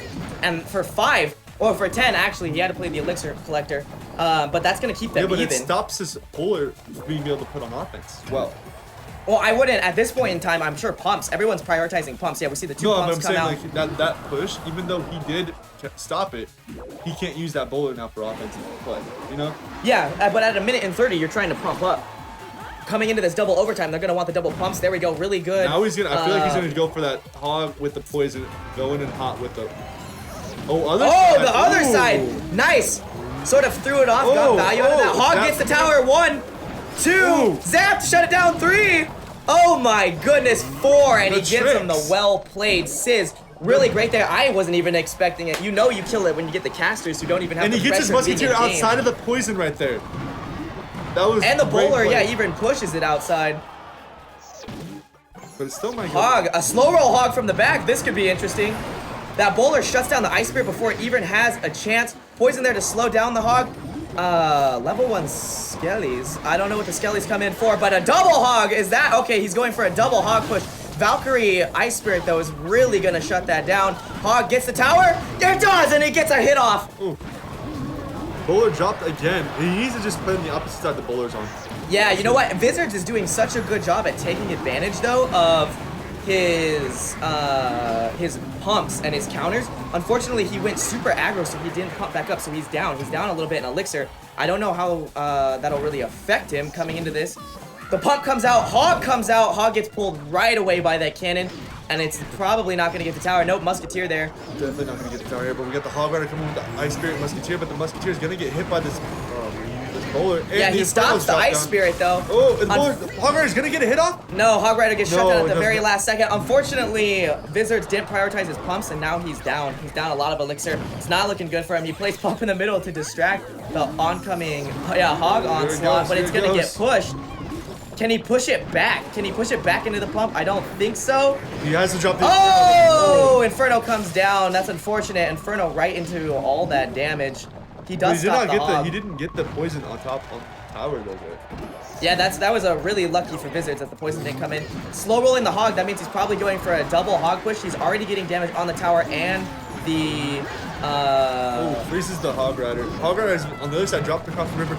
Gets a freeze He needs to off. play. Okay, there we Oh. go. He needed to play something else to pull that hog. He played it a little bit close, but it's okay. The Inferno is going to Poison stay alive. coming It's in. going to shut down that push. Hog Rider coming in. Oh, weird hog play there.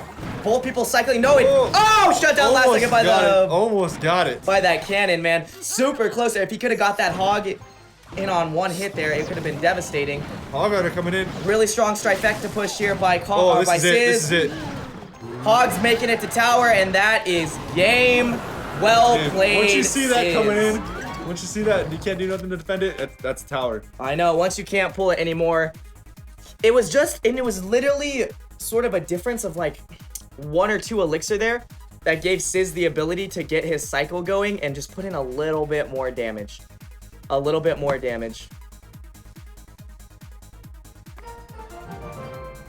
And then what they're playing pretty much just standard hog decks with Zap, Poison Hog, and then throw in the 1 defense you want, the Elixir Collector, and a couple other units.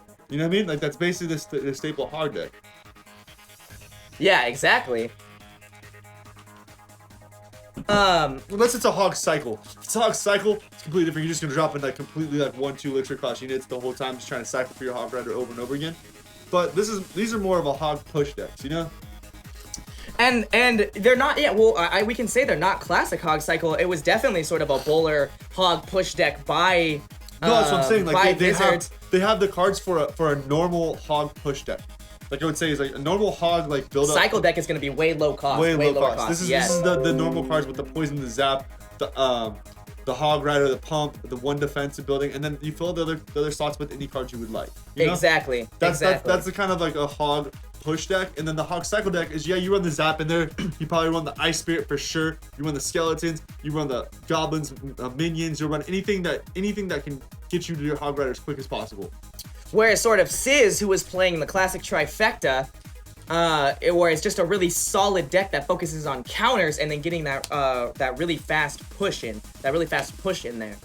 Yeah, the only problem is with that hog rider trifecta deck is if you don't have a good opening hand, it can throw you really far behind.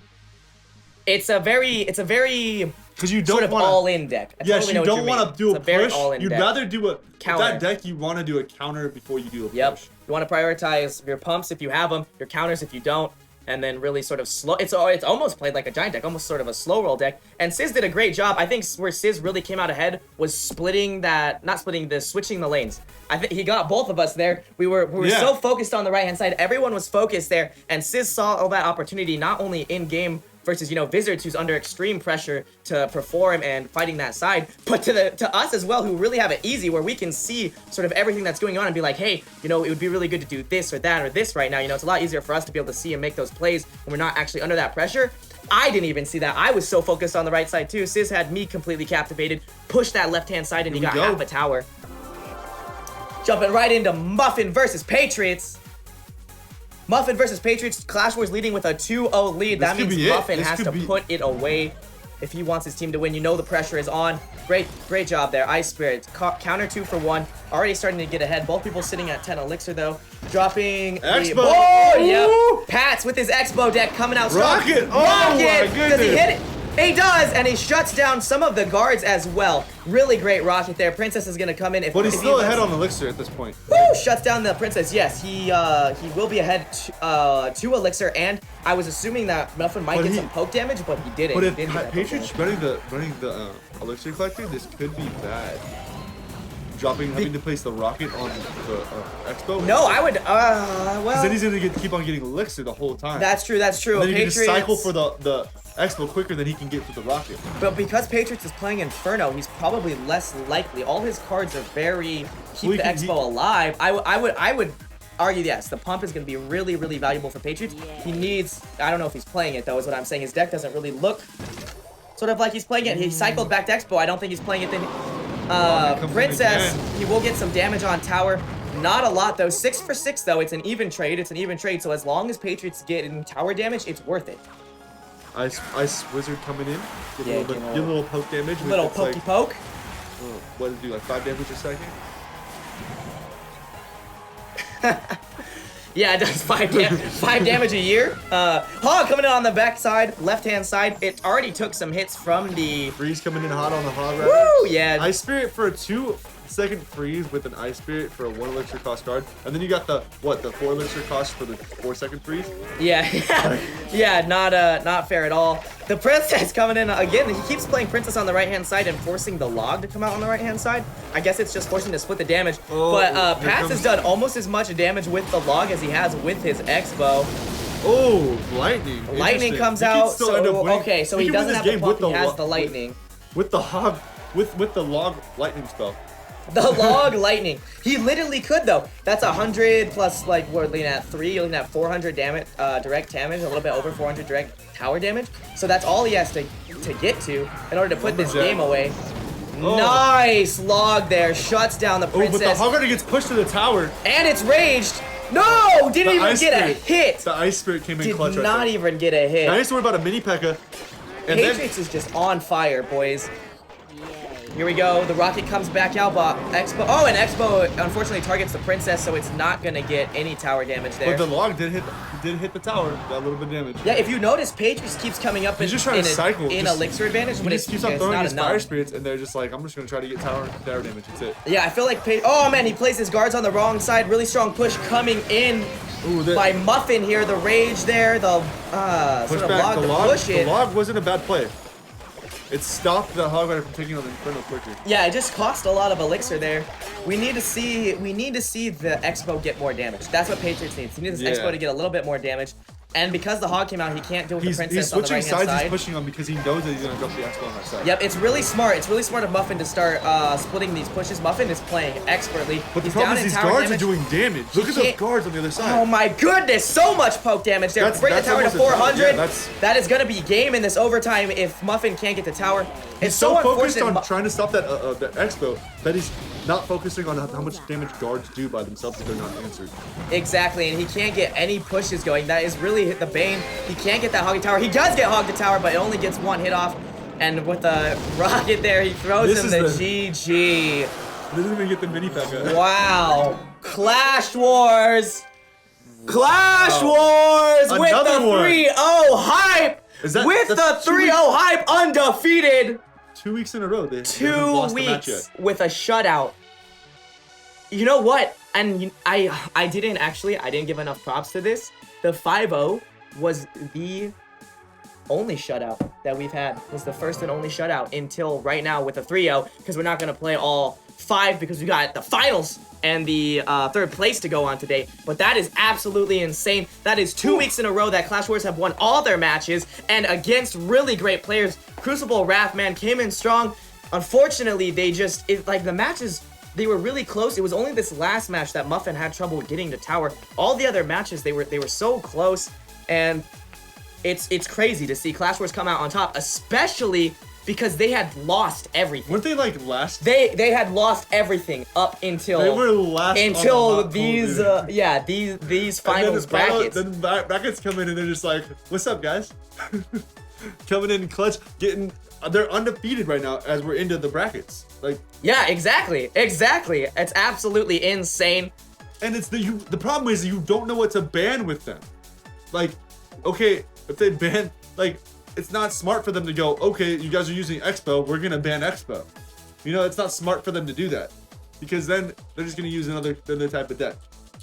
Yeah, well, to force someone into an Expo ban in itself is absolutely crazy. To have the ability to force someone to even consider banning one card that isn't even meta just to try to shut you down, like, that's saying something. Yeah, that's what I'm saying. Like, what do you ban when it comes to Clash Wars? Like, what would you consider banning? Pump. Stop him. Okay, so I would actually, yeah. Why is nobody banning Pump? Can we talk about this? We need someone to really ban Pump right now, because those Expo pushes and stuff, it's a lot harder to get him off without Pump. I mean, Patriots is one of those people that doesn't even need him. He gets the value out of all his cards, especially with high cost decks. But for the most part, I mean, Pump is going to shut down most of the decks. With any of those high cost decks or any of those decks that have pushes, the way you get around not using a pump if they ban the pumps is you just start making your average elixir cost of your deck go down by taking out some of those more expensive cards you have. Maybe you wouldn't put the if you're running the giant poison, say giant doesn't get banned this time, right? So you're running giant poison deck, and you're like, okay, the bowler, I don't want to run the bowler because it's a 5 elixir. I can throw in guards in there with the mini P.E.K.K.A, or I could throw in something else, or a Valkyrie in there instead of a 5 elixir. It's a 4 elixir. You can do ways to get around the whole elixir collector ban, but obviously nobody wants to have to do that. Yeah, well, the key is you're forcing them, though. Exactly, like you just said, nobody wants to have to do that. You're forcing them to use cards that maybe they wouldn't normally play. Yeah. Maybe, and you know, one card that you don't normally play when you're used to playing the same deck over and over and over, the same cards over and over. You know, those are your bread and butter. You know how to play those. One card difference can totally mess you up. Can totally destroy you. Crucible, man, really good plays. Unfortunately, they won't be going to the finals. It will be Clash Wars. I'm kind of bummed that I didn't get to see any sort of bait decks. Crucible Wrath normally playing that Goblin Barrel, playing some weird stuff. But man, great freaking matchups. I can see we had Slayer up in here say ban the Inferno. I can see banning the Inferno, but then you know the problem is, I guess a lot of people are feeling like the problem is if you don't ban the Minor Giant, right? The obvious like really good choices, then you're gonna see them. You're gonna see them in play. But I feel like if the Giant was Minor, banned, that's when the Giant was banned, the Minor was banned. Why were the people still running Inferno? Well, it worked. It was just such a good defense. It shut down the Hog, and the Inferno stays alive. You think you would run a cannon because you know the Hog, it's just a Hog Rider. That's true. That's true. I think it's more of people know the Giant's banned, so they run the Inferno anyways, because other people playing knowing the Inferno's or knowing the Giant's banned are gonna play like look at Pompeo. Pompeo got completely shut down because he played Lava Hound Boone knowing that Giant was banned. He probably didn't expect to see Inferno, and that was sort of like what really destroyed him. So it's low-key really smart. It's like a counter of a counter. You're like playing 2 steps ahead. It could be hurtful, but I mean it hasn't been so far. No, I'm just thinking because it's 5 elixir, you know, it's not cheap. No, and if you looked at Pat's deck, none of his cards were cheap. Very I mean, what about that? What about running cards. the Tesla instead of the Inferno? Like, Tesla's still a great card. That could be an interesting option. It hits both ground and air, and it's only 1 more elixir than the cannon. Like it does a good amount of damage too. Yeah, I feel like the minor ban should be different. I feel like the minor ban should be different because honestly, play the minor, shut down the pumps, stop people from playing the pumps, or if you know the minor's being playing, let's see that knight or not the knight come out. The knight's a really really strong card at tournament level. Minors. I personally don't mind playing a minor. It doesn't bother me, but a lot of people don't know how to counter minors, right? Like they don't know how to predict the placements of minors where they're gonna end up at. Exactly. And if you know like there's different ways. Like if you have your elixir pumps on the outside, just drop like your counter troops. If you're running guards to counter minors, drop them at the corners, and they'll pull the minor away. You want to drop your units at the corners of the elixir pumps, like at the 4 squares. You know what I'm saying? So you have the 4 squares of elixir pumps. No matter where it goes, they're not gonna drop them. They're not gonna drop them right here, right here. They're gonna drop their units around here, here, here, or here, behind or in the corners. So just drop them on the opposite sides. Like drop them one in the corner, drop it right here, or drop it in the corner. Like you can predict where they're gonna drop their minor by where you place your elixir collector. They're not gonna drop it to where they're gonna activate the king tower, more than likely. You know, because they're running a minor deck and they don't want that extra damage on their minor. Yeah, so they have to really. They can't just play like they normally would in that scenario, yeah, right? You're really forcing them to play how you would want them to play. And that's like I mean those are all really good moves. I think a lot of the top players are playing things like that. They're really playing interesting things like when they see sort of the rotation. Who is I talking about that is really good at this? Boom. When they see from Clash Wars, when they see the rotation come out, right? They see what their opponent's rotation is. Most people are really comfortable and they'll play into the same rotation. And that's where people like Boom really shine, where they see that rotation and they play the counters before it even happens. That's almost like playing the Inferno Tower, knowing that, hey, someone might play Lava Hound, someone might play P.E.K.K.A, knowing that the Giant's banned. And people are like, oh, well, we're not going to see if Giant's banned. Like, we will, like, normally you'd think, oh, don't play the Inferno, but they play the Inferno in preempt. People do that in game too. Boom is like one of those people who does that, where he plays the counter before the card even comes out. And a lot of times, if that works, that puts you so far ahead in the elixir. I mean, you're really forcing your opponent to play to you. You're forcing your opponent to play your game. It's really strong. And always like the same thing with like if you're gonna be playing those decks, those minor cycle decks or whatever you're going. If say it's not, we don't have a ban this time. Switch up your placement on your minor. Don't send it in the same spot all the time.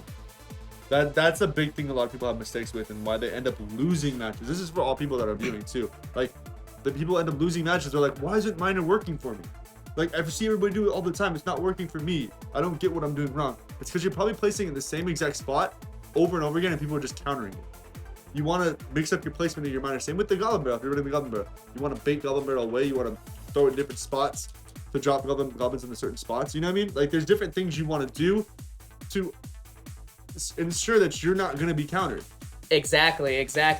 And just catching up on a little bit of the chat here, guys. Hellside, I see you. Palumbo, I see you. It's Eddie, I see you. Yo, Hellside with the I need to buy groceries, get that bag though. What's up? You know what? Let's give some hype for the clans here, and let's show Clan Royale League some love. Show Clan Royale League some love on Twitter. Shout them out. This league has been absolutely insane, and freaking Cloud Clash Wars. Congratulations on going to the finals. And Synergy Crucible. Great games. Like, no one here can sit there and say that they did not play great games. Yeah, you know, Crucible may have got shut down, and Cloud may have pulled ahead against Synergy, but I mean, I have seen some of the highest level gameplay from these players that I have ever seen in any of my tournaments. And so I just want to shout you guys out and say, you know, thanks for being part of the league. Thanks for destroying it week after week. Give us that freaking, yeah, I want that chat hype, that CRL love. Oh, we love you back, boys. We love you back. Boys, girls, gals, goons. Sorry, don't mean to gender identify you. And it's just been absolutely insane. I mean, we've had such close matches. Even in the Clash Wars Crucible, man, that match against Justin, whoo, that was on edge. That was on edge the whole match. Did not expect to see that. What's up, Capper? And it's just time and time again, we're seeing good matches. A lot of people, I know there's a lot of beef that goes on in Twitter between clans, but I love seeing them come together for these competitions, and I love people putting their skill where their mouth is, so to speak. And we've seen a lot of people who I would have never known how good they were until this league. People like Crucible Wrath, people like Clout. Like, it's been absolutely insane, where I'm just like, yeah, I mean, you see them on the leaderboards, but trophies and tournaments, we talk about, yeah, I mean, being a high trophy player, you have to be decently good, but that doesn't mean you're good at tournament level. But It's been crazy to see these clans destroy it at tournament level. Absolutely. Tournament level is a completely different game.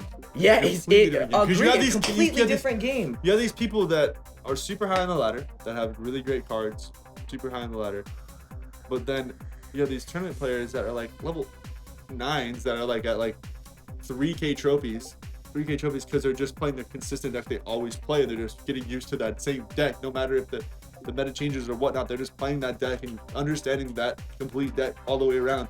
And then they go into these tournaments against these ladder players, and these ladder players are used to playing where they can just zap somebody's minion or zap somebody's their princess. You know what I mean? They're used to these certain kind of mechanics that don't in the same effect as they do in tournaments. You know what I mean? You know what's going to be crazy though, which is going to change the whole tournament game, is the update that's got that mirror thing that's changing. Ooh. Where you're going with the level increase card. Yes. Could you picture level 2 legendaries in tournament level? Whew. I'm already scared. Yo, with that, let's do a few things here. We have got a Mob Crush $10 iTunes giveaway to go down. Our boy Rage, I think he's gonna be posting that in the chat, or Clan Royale will post that link in the chat. All you gotta do is fill out a form. You can win $10. Thanks for sticking around and watching us win that free money. And with that, we also want to cue you into a little special season 2 preview and some commercials up in here. So we're gonna jump right over into the season 2 preview. And while that's going down, check the chat and jump in on that giveaway. Free money, boy. I mean, how do you not want free money while you're up in here? Make your team better, make your cards better. $10 iTunes gift card hosted by the lovers over at Mob Crush.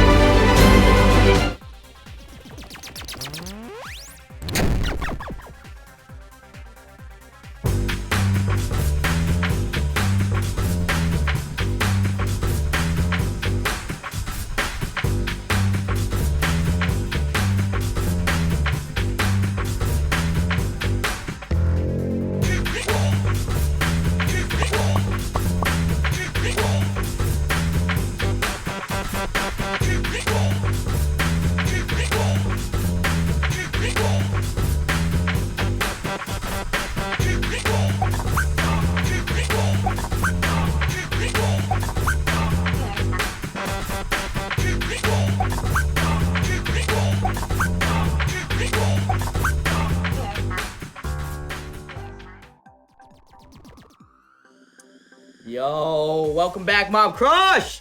Welcome. Yo, I just want to pick up where you left off with that mirror thing, man. I am so stoked that the mirror will finally be worthwhile. Mirror is one of those cards I'm just scared, man. I'm just literally scared to see these level freaking like epics, like level 5. You know what I mean?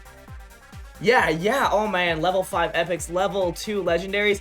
And the cool thing is the mirror brings some dynamicism where you're like, oh, I just stopped Hog, and they're like, haha, but did you stop my level 5 Hog, or my level 9 Hog? Or check like, it out. you're not ready for that. You could do, what is it, Miner, right? You could do a minion horde in the back, and wait for it to come across, and then wait for them to zap it, because they'll probably zap it when it gets across the river. Then drop another minion horde in a Miner real quick. Oh my goodness, I don't even want to think about being able to do that kind of cycle like things stuff. like that you can do. Don't with this deck even want to think about being able to do that and they'll be kind of higher cycle level, stuff. and then you have goblins that you can mirror, and they won't be able to get zap killed. Or Goblin Yeah, Barrel. they won't be able to handle it. Goblin Barrel mirrored. Oh man, Goblin Barrel. Oh yeah, Goblin Barrel will be a step ahead. It will cost a little bit, but I mean, it's gonna be crazy. There's gonna be so much. Because you can do is what you craziness can do is with these balance changes. one Goblin Barrel bait the zap with something, right? Or with the one Goblin Barrel, then miner the other side with the other Goblin Barrel. Yeah, exactly. Oh man, there's gonna be so many cool things that you can do just by giving up a card. Level 2 Sparky. I just stop, please, for the love of God, just stop. Or no, the level 2 Lava Hound. Like, is the tournament over? Who is this? Piano Star? Are you kidding me? We're about to move into 3rd place in finals matches. Hold your horses. Is the tournament over? Go share this link. It's about to get even more hype coming up here. Also, the champions are gonna get a special, they're already getting that money. They're getting that money, but they're gonna get a special graphic made, a trophy to basically commemorate their championship after the finals. They're gonna be able to show it off, tag all the other clans, and be like, ha, ha, totally in their faces. Like, what are you talking about? The hype is just getting started, boys. Just getting started. I am so freaking pumped. And we're just talking about how all these updates and stuff are gonna change everything, and season 2 is gonna be so lit with that clan or with the card ban system and the new stuff happening. Like, you guys just don't even know. Don't even know. You just don't even know. You ain't ready. No, they're not even. Whatever they think they're ready for, I can confidently tell you that you're not ready for it. Not ready. It's gonna happen. You're gonna be like, what? I wasn't ready. I wasn't even ready. It's definitely what's going down. Yo.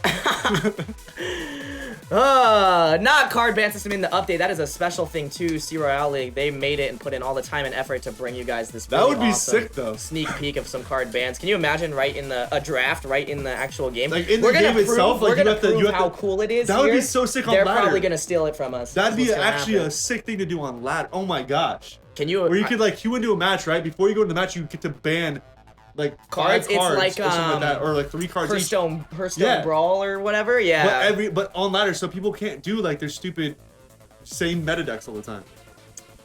It would be absolutely insane. I am. Oh my goodness.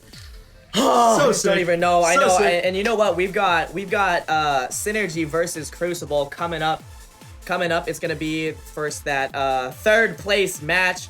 You already know their lineups. Both teams' lineups are insane. And Crucible's looking, they got that 0-3. To them, that was just a warm-up. They're like, okay, we took some losses, boys. We took some losses. We can't be number 1, but whatever. We even sweat. Our trophy average is 100 behind Synergy. Get at me, bro. The Crucible people are rallying right now, and they're getting ready to shut down Synergy. And Synergy with the biggest names. Some of the biggest names in the game. They've got Trader Garrett, Trader Chris, Pompeo, Brightlight. Like, these matches are gonna be insane. We're not even at the finals yet, and we're already gonna see crazier matches than we've even seen yet. I'm just excited to see it, man. I literally want to see what they're gonna play. And Synergy's mostly meta deck players, Yeah. And Crucible's off meta. Yeah, and but we're not saying they can't play either one. No, we're saying that's the comfort what their comfort is, and yeah. So it's gonna be interesting to see like who is gonna be prepared for who, And I'm excited. I mean, they're all great players. Everyone brought such strong lineups to the finals, which I mean you would expect that, but just like I don't even know. And we've seen plays plays that I didn't expect to see. I mean, Sizz totally threw me off with that left-hand play. Justin got that quick zap. We've seen those close poison games. It is gonna be how the word on the street would be lit. How to say lit. That is what is about to happen up in here. It's gonna get crazy. I like that the trophy averages are really close, that they're not really at a huge disadvantage. We noticed at the very beginning the trophy averages are really like there are some really crazy ones. The new update with the whole 4K reset, yeah. yeah. Felt that was good for a lot of people, and it sort of like evens out between tournaments and ladder. Doesn't it suck for all the little 10s and 11s now? No, it's actually really good for. Is it helping you guys push higher now? Then I hope so. It's good. It helped me push. It's good for the people that are lower. I'm glad that the Arena 5 people don't have to play Arena 15. It was gonna do what it did to like the level 9s. You know what I mean? Where like level 9s and 8s were trying to get to 3K and getting there, and then once reset happened, they were dropping back down to like 2,800. You know, because everybody was playing like level 13s and level 12s and level 11s. So like it was. I feel like that was gonna do the same thing when they reset it to 4K. Those level 11s and 10s that are up that high are not gonna be able to push much higher because of the fact that you have the level 12s and 13s up there just stomping facing. And you won't have to like, or like that sort of that that awkward, like, yeah, a lot of times I've noticed that even at the beginning of the 4K reset, ladder was actually way nicer, at least to me, than normally. Because normally when that 3K reset and we've got like, it was fun for me. Oh my, no, the 3K reset? Yeah. Oh yeah, because you were level 30 and you could just beat up on all the level 9s that had made it up there? No, it's because I could get my crown chest pretty easy. Yeah, exactly. Now, like, like when you're trying to get your crown chest when you're like level at like 4K, you're just like, yeah, no, that's good. 7 matches later, I got you should 1 feel star. Feel my pain. That is our lower you go, guys' like, pain. 3 Don't worry, matches in a free-to-play row. players, I got your back. You go 3 matches in a row where you're like, where you get like ties for 3 matches in a row, and then you finally get 1 match where you get 1 star, and you're like, yes, 9 more to go. Oh, here we go. Confirmation on the $10 iTunes gift card. Julian 20,023. Julian 2023. Give him that hype. He just won $10 from Mob Crush. iTunes boy. iTunes boy. I'm gonna shout it out in the chat at my boy Julian 2023. Congratulations, man. And Capper, what are you talking about? That is actually extremely good for a level 10. You're lucky you can even get there, and that is all because of the 4K reset. Yeah, there we go. Hype's rolling in. Show some love. Show some love. 3.8 is good now for like the level 10s. I remember like back when like I was on my main account when I was trying to like get to like 3,000 trophies for the first time. There was not as many people playing. You know, now there's so many more people playing now. Oh, and high up too with higher cards. So I hit 3K at level 8, and then I like 3,700 at level 9. So, but that was because there was not as many people playing. Just like a lot of the people that have been playing for so long are like their best season is like the number 8, 9, 10, but then you don't see those happen that much anymore. Like, yeah, because it's a lot harder. It's a lot harder. There's more people. It doesn't mean they're not good players. Oh no, definitely not. It just means they don't have. There's a bigger pool. There's a huge, way bigger pool of people, and a lot of people don't understand that. They're like, well, you know, these people got to legendary as a level 7 or 6 or 8, and I was like, yeah, but that's 4 seasons ago when half as many people were up there playing. Now that all the other people can catch up. It's not that those people aren't good, it's that it's a completely different game. If you're level 8 between 2 to 3K, you're doing good. Oh, totally agree. If you're level 9 between 2.5 to 3K, or a little bit over 3.3K, I would say, you're doing good. And I would argue if you're watching this right now and you want to get better and you want to be part of these leagues and be really a good player and be like these people like Isa, Bright Light, Pompeo, Alvi, Wizards, these people in these lineups, man. What you should be doing is playing in those tournaments every time you can. There's people throwing you free tournaments all the time. Follow everyone on Twitter. Follow Royale League, all us on Twitter. We're always throwing freaking tournaments and doing leagues and giving you updates. Find those people out because they'll let you know before they even start streaming and before they give out their passwords. A lot of these big clans throw free tournaments for people all the time. get in on those, get practice. Like, you'd be surprised. A lot of, like, I have Bright Light and Pompeo and freaking, we had a bunch of the Hammers boys yesterday. They play in those tournaments. They play in them all the time. They're practicing. You get to play against them. You get to play against the people who are known to be the best people, and that's only going to make you better. Even if you're at lower cards, even if, you know, you get completely destroyed in these tournaments, you know, it's sort of a wake-up call that, hey, you know, if I want to improve, if you never want to just play against worse people, you're never gonna get better that way. You like get smashed and get smashed all the time, because that's how you're gonna improve, and that's how you're gonna improve fast. You're gonna notice how these really pro level, high level players play. You can go back and watch your matches, and I would say like that's like gonna be crazy. Yeah, like they need to learn different decks, learn different styles of play, learn what you're comfortable with. Like, are you a fast-paced player? Are you a slow-paced player? Are you a defensive player? Are you an aggressive player? You know, like, it depends on what your style of gameplay is, because everybody has a style that they're good at. Like, I'm more of,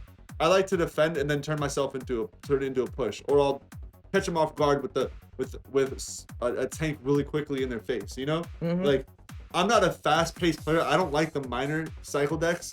Not my style of gameplay, just because I feel like it's not it's just not your style. It's not my style. Like, I don't have enough elixir when I try to defend. You know what I mean? Or something happens that I don't like about it, or I'm struggling to defend stuff. You know? Exactly. Everyone has to find their style and stick to it and play one deck for a long time and get good at it. And look at this Ice Barrage, how to be a good player. 1, some skill. 2, lots of money. That's why I'm talking about tournaments. Yes, money is gonna blow you up and help you do good in ladder, but when it comes down to it, we all joke in Clash Royale that it's pay to win, because it is pay to win, and the more money you have, the higher cards. I mean, the higher you're gonna be on ladder. It looks good on your profile. But I'm talking about tournaments, and in tournaments everything is capped, so you can cry about money all you want, but the people that are at level 12 are playing at the same level you're playing at, and it's like, honestly, just even though we're joking around, like it's pretty even. So more like lots of skill and lots of practice. It's pay to ladder, basically. Yeah, it's pay to ladder. They're completely different things.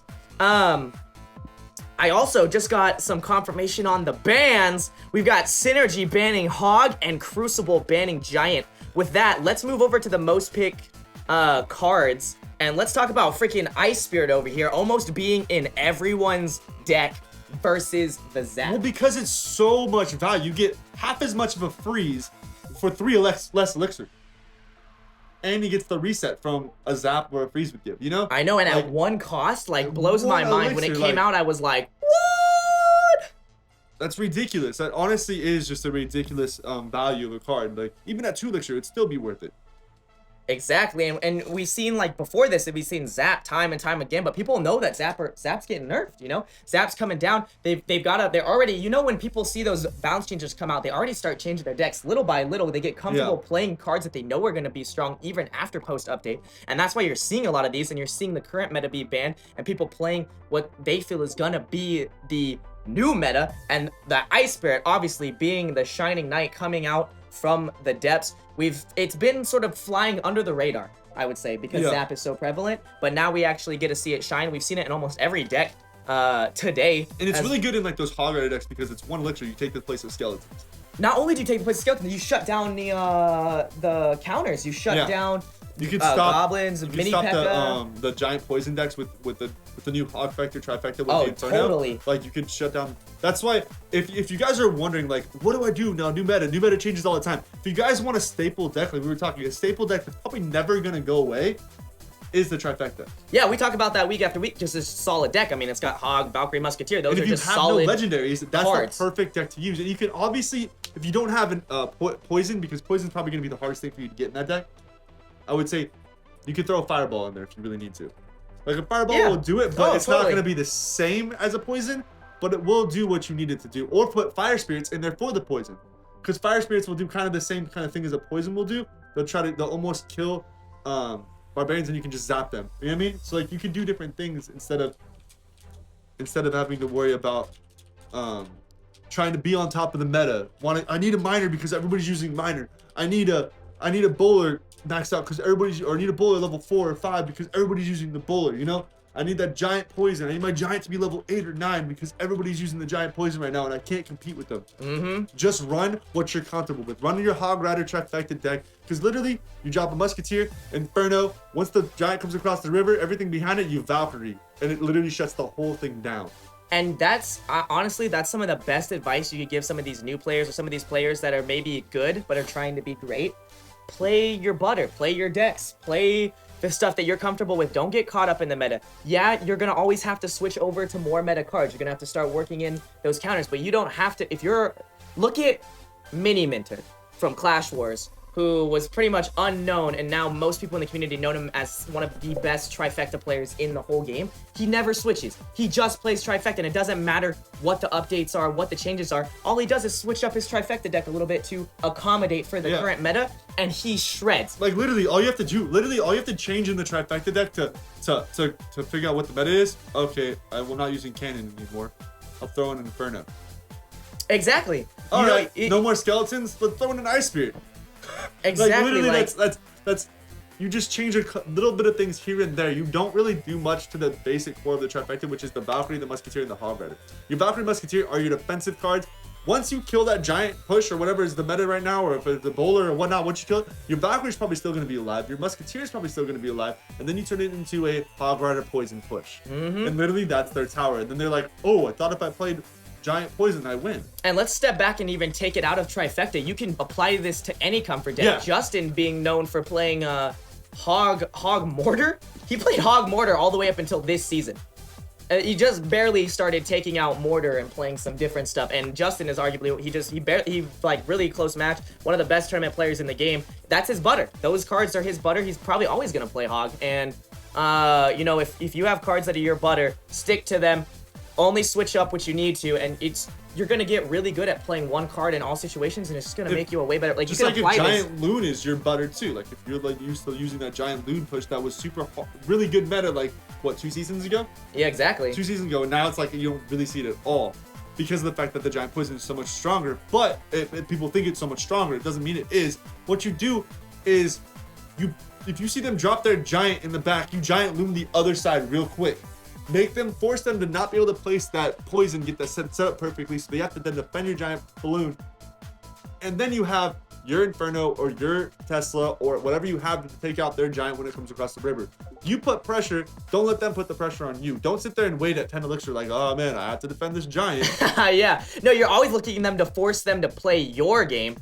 Counters to Valk Mini P.E.K.K.A. You're looking at Mini P.E.K.K.A. Bowler. If you are the trifecta deck, Hellside set it perfectly. Valk Zap. Well placed there will shut down Bowler, and you'll still have a Valk, so you'll be able to push with that Hog. There's a lot of different counters you can do. The best way to learn is just to play. If you really need to shut down that Bowler, you don't have your Valkyrie, you don't have anything, and all you have is your Hog Rider, but you have your Inferno there, and you got a Mini P.E.K.K.A. and a Bowler coming in behind the giant. Drop your Hog Rider at the river, and the Bowler and the Mini P.E.K.K.A. will turn around and chase your Hog Rider. So there's ways to get around. If you have to do something to get it to try to defend yourself, to stop that Mini P.E.K.K.A. from coming in and killing your Musketeer, or taking out your tower, or the Bowler coming in and doing a lot of damage, make them chase your Hog Rider real quick. And then once you can cycle to your Valkyrie, throw your Valkyrie in there. Or you just let your Musketeer clean up the rest of it and then reset. You know what I mean? Yeah, there's different totally things you can do with any deck. Honestly, if you're running, what other decks is there? The Double Prince P.E.K.K.A. deck that everybody was running for a while. That was like the OP deck. It was literally the deck that everybody ran. And now you barely ever see, but it's starting to bring its way back into the game. The same thing you do. If you see that giant, you drop the Double Princes on one side. And you know you have your P.E.K.K.A. there to take out their giant. Exactly, and you can really just... Yeah, it's like... Oh man, I totally agree, and I really think that if more people do that, they'll be better players, and we'll get to see a lot of these sort of big names change over these next few updates. The update is the perfect time to be able to do this. Oh my goodness, Iza versus Ryuzen. We're jumping right in. There is the Hog Giant ban. That's what we talked about. And pump for Iza. Here we go. No Gifectus and no Trifectus. No Gifectus and no Trifectus. I mean, we saw so much Hog there. There we go. Miner comes out. He chose not to do it on the pump. I don't know how I feel about that. The poison's gonna take care of the pump itself. So yeah, so I guess he went for the poke damage. That might mean that his whole deck is based on getting that poison miner poke damage. Yeah, but now you have to worry about the Mini P.E.K.K.A. miner. Mini P.E.K.K.A. miner and minions. Minions are actually really devastating. Oh, Mini P.E.K.K.A. Is he gonna get a hit off on the tower? It does! Wow, and the minions there to clean it up. That's half a tower So damage with much one work. push. So much work. Yo, those minions, I can't believe the minions sort of pushed away that ice spirit. Such a good play there. Oh, he And it placed just his looks guards a like, little it bit looks, off there. yeah, look at that. So Iza put his guards right where Ryuzen played his miner last, because most people are going to play their miner in the same spot. No. But he played in the Ryuzen's a front. good player. He plays his miner to a different He played spot. in the front and the first baits time, him. right? Yeah, exactly. And then he played So on the side the second time. What really did I say? good plays. Play your mine, play your counter in the corner. And not a bad poison there. He knows that Iza is definitely gonna start leaning towards the right side. So that's the one time I'll argue, fine. Play the poison early if you're sitting at 10 and you can hit the pump and you know your opponent's gonna play right side, fine. But for the most part, like we talked about, you want to get more value to that or as much value to the poison as you absolutely can. Inferno already dropped as a defensive deck. That Inferno is basically just taken care of. Yep, so look at this. This is the sort of the deck that I've seen do really well, not only in ladder, but also in tournaments where it's just complete counter and you get all your damage with poison minor. So it's just complete poison minor poke damage. Everything else is to counter your opponent's pushes. And look at the damage he's getting on that tower. Oh, I'm talking about Ryu's deck. No, I know, but I'm saying Izza's not going for the minor push right there. He didn't try to do anything. He's just gonna reset it. Yeah, maybe he doesn't he's have a trying to- defensive building, which is kind of interesting. I don't know why he played his ice wizard there either. Yeah, it's gonna get shut down. Ooh, Inferno now on the miner. Mini P.E.K.K.A. At least I guess the miner got a few hits in, but that I don't know. Weird pushes by Iza. I think he's hitting 10 elixir too fast and he doesn't really know what to do. Taking the mini P.E.K.K.A. right there with the guards. Woo! Man, shutting down the minions, hitting the mini P.E.K.K.A. with that poison, getting the tower, getting some damage with the miner. Ryu is taking his He always changing cards up to his the next level. minor placements. Like, Yeah, and look at this. Now he's hitting both pumps. He's going from both pumps with the miner. All he's got to do is counter this right side. He's going to be up so much elixir. Miner takes out the right pump and the left pump over there. oh my goodness. Shut down all the pumps. Go Now we have to worry Ryu. about this push right here. Oh, he's been placing his minor. Woo! Nice. Well This is played. bad. Every different miner push. Poison is doing mad damage there. Iza's Minions are just still looking to cycle alive. minions. Get some hits off. That's going to be a tower, and that's my game. goodness. Wow. Iza barely slips it with those minions. I'm going to target that to, that miner push in the beginning when he was able to slip that miner in there, or miner that mini P.E.K.K.A. in there and get some tower Yeah, damage. that was literally the one thing that won him the game. That divided everything. And Ryu, he did such a good job at coming back, but in the end, Iza put it away, man. Iza put it away. Go Synergy. Well freaking played. Wow. Was not expecting that. Oh my goodness. Already start off the bat with a really great match. Yeah, we're already into the close match, first match, and we're already into the close matches. That's absolutely insane. And did you look at those we talked about earlier? Those such good minor placements on both players' behalves. Playing minor in so many different areas to where your opponent can't really predict But where you're gonna if he put would it. have played, he played it in the back. He played it on the side. He played it on the other side. So he should have known it was coming in the front, right? He did it in a perfect like I circle. said, like he should Maybe have known. stagger. He should have known to place his defenses in corners. Like those are the best spots to place your defenses in, is in corners. Usually the inside corners where they first place their miner, and then the outside corners the next place. The outside is they're gonna. Is place where they second can, one. yeah, And then they're next gonna place cycle it. to the front, the third one. So you can sort of predict. Here we go. Same sort of setup we saw last time. Trainer Chris versus See, the Mr. front- Man's dad. Miner in the front, and he deals with Because he has with the pump with the yeah. poison. The reason why he put the miner in the front is because he already had the poison. in And his look hand. at the damage he got there, because Mr. Man's dad chose, or I'm just gonna call him Mr. Too Long. Mr. just chose to not really deal with the miner, and you don't realize if you don't deal with the miner, man, so much poke damage can be done. That's almost half a tower. Minions played a little bit early. They're gonna go down, and that bowler's gonna stay alive. That's unfortunate for Chris, but he's already up a lot of elixir. This is the The bowler! Oh my goodness. Rocket comes out. He gets bowler and tower with Rocket. Unfortunately, bowler is so buff. I don't think he hit the bowler. No, he hit the bowler. Trust me. Or maybe he didn't. I don't think he hit the. I think the bowler damage. Is I was only gonna from the say, other that bowler. was dang. Bowler had mad health there. It might have just been the I don't know why he. rock damage. Splitting his pushes on one side. I feel like Transfer should have went for that right side. He sees the pump and bowler come down on the left side. Look at this. He has miner. He has minions. We know he has minions, right? So they're probably in his hand right about now. He's not using his last two cards. Don't know what they are. Maybe. Yeah, see, there's the minions. He should have miner minion to the right-hand side. That would have been a great time to take advantage of your opponent placing bowler. When your opponent has to place bowler as not a counter, that's a mistake. That is a mistake. Having to play bowler in the back, it's it's not that it's a bad play, but it's a mistake in the fact that now you're just wasted your one of your best counter cards. Yeah, but what is Mr.'s last card? Poison. There we go. Comes out and he gets double pump and tower. Really well played there, shutting down the last little sliver of that pump and wiping out that tower. Interesting. So he's gonna go for all of his damage with the rocket, basically. I don't know if that's gonna work for him though. I mean, Trainer Chris, yeah, unfortunately has that he's splitting the push and he just missed a pump, so now he's kind of in trouble. I think Trainer Chris got too comfortable. He got such great damage in the beginning. Now he's just kind of like. See, there goes the rocket. That really could be a problem. Rocket is gonna do a lot of damage there. You can cycle this rocket, get the poison in there as well. Like. Yeah, Mister just changing his deck to a rocket cycle deck. What the what? Bowler, like. Just throw a bowler in there. Yeah, just throw a bowler in this rocket cycle, and now you can stop the counter. You got the Inferno. Trainer Chris has decided that he's going to go all in on that left-hand side. He can't really do anything else now. He's getting decent damage in. Here we go, another rocket cycle coming down, putting that tower at 1,000.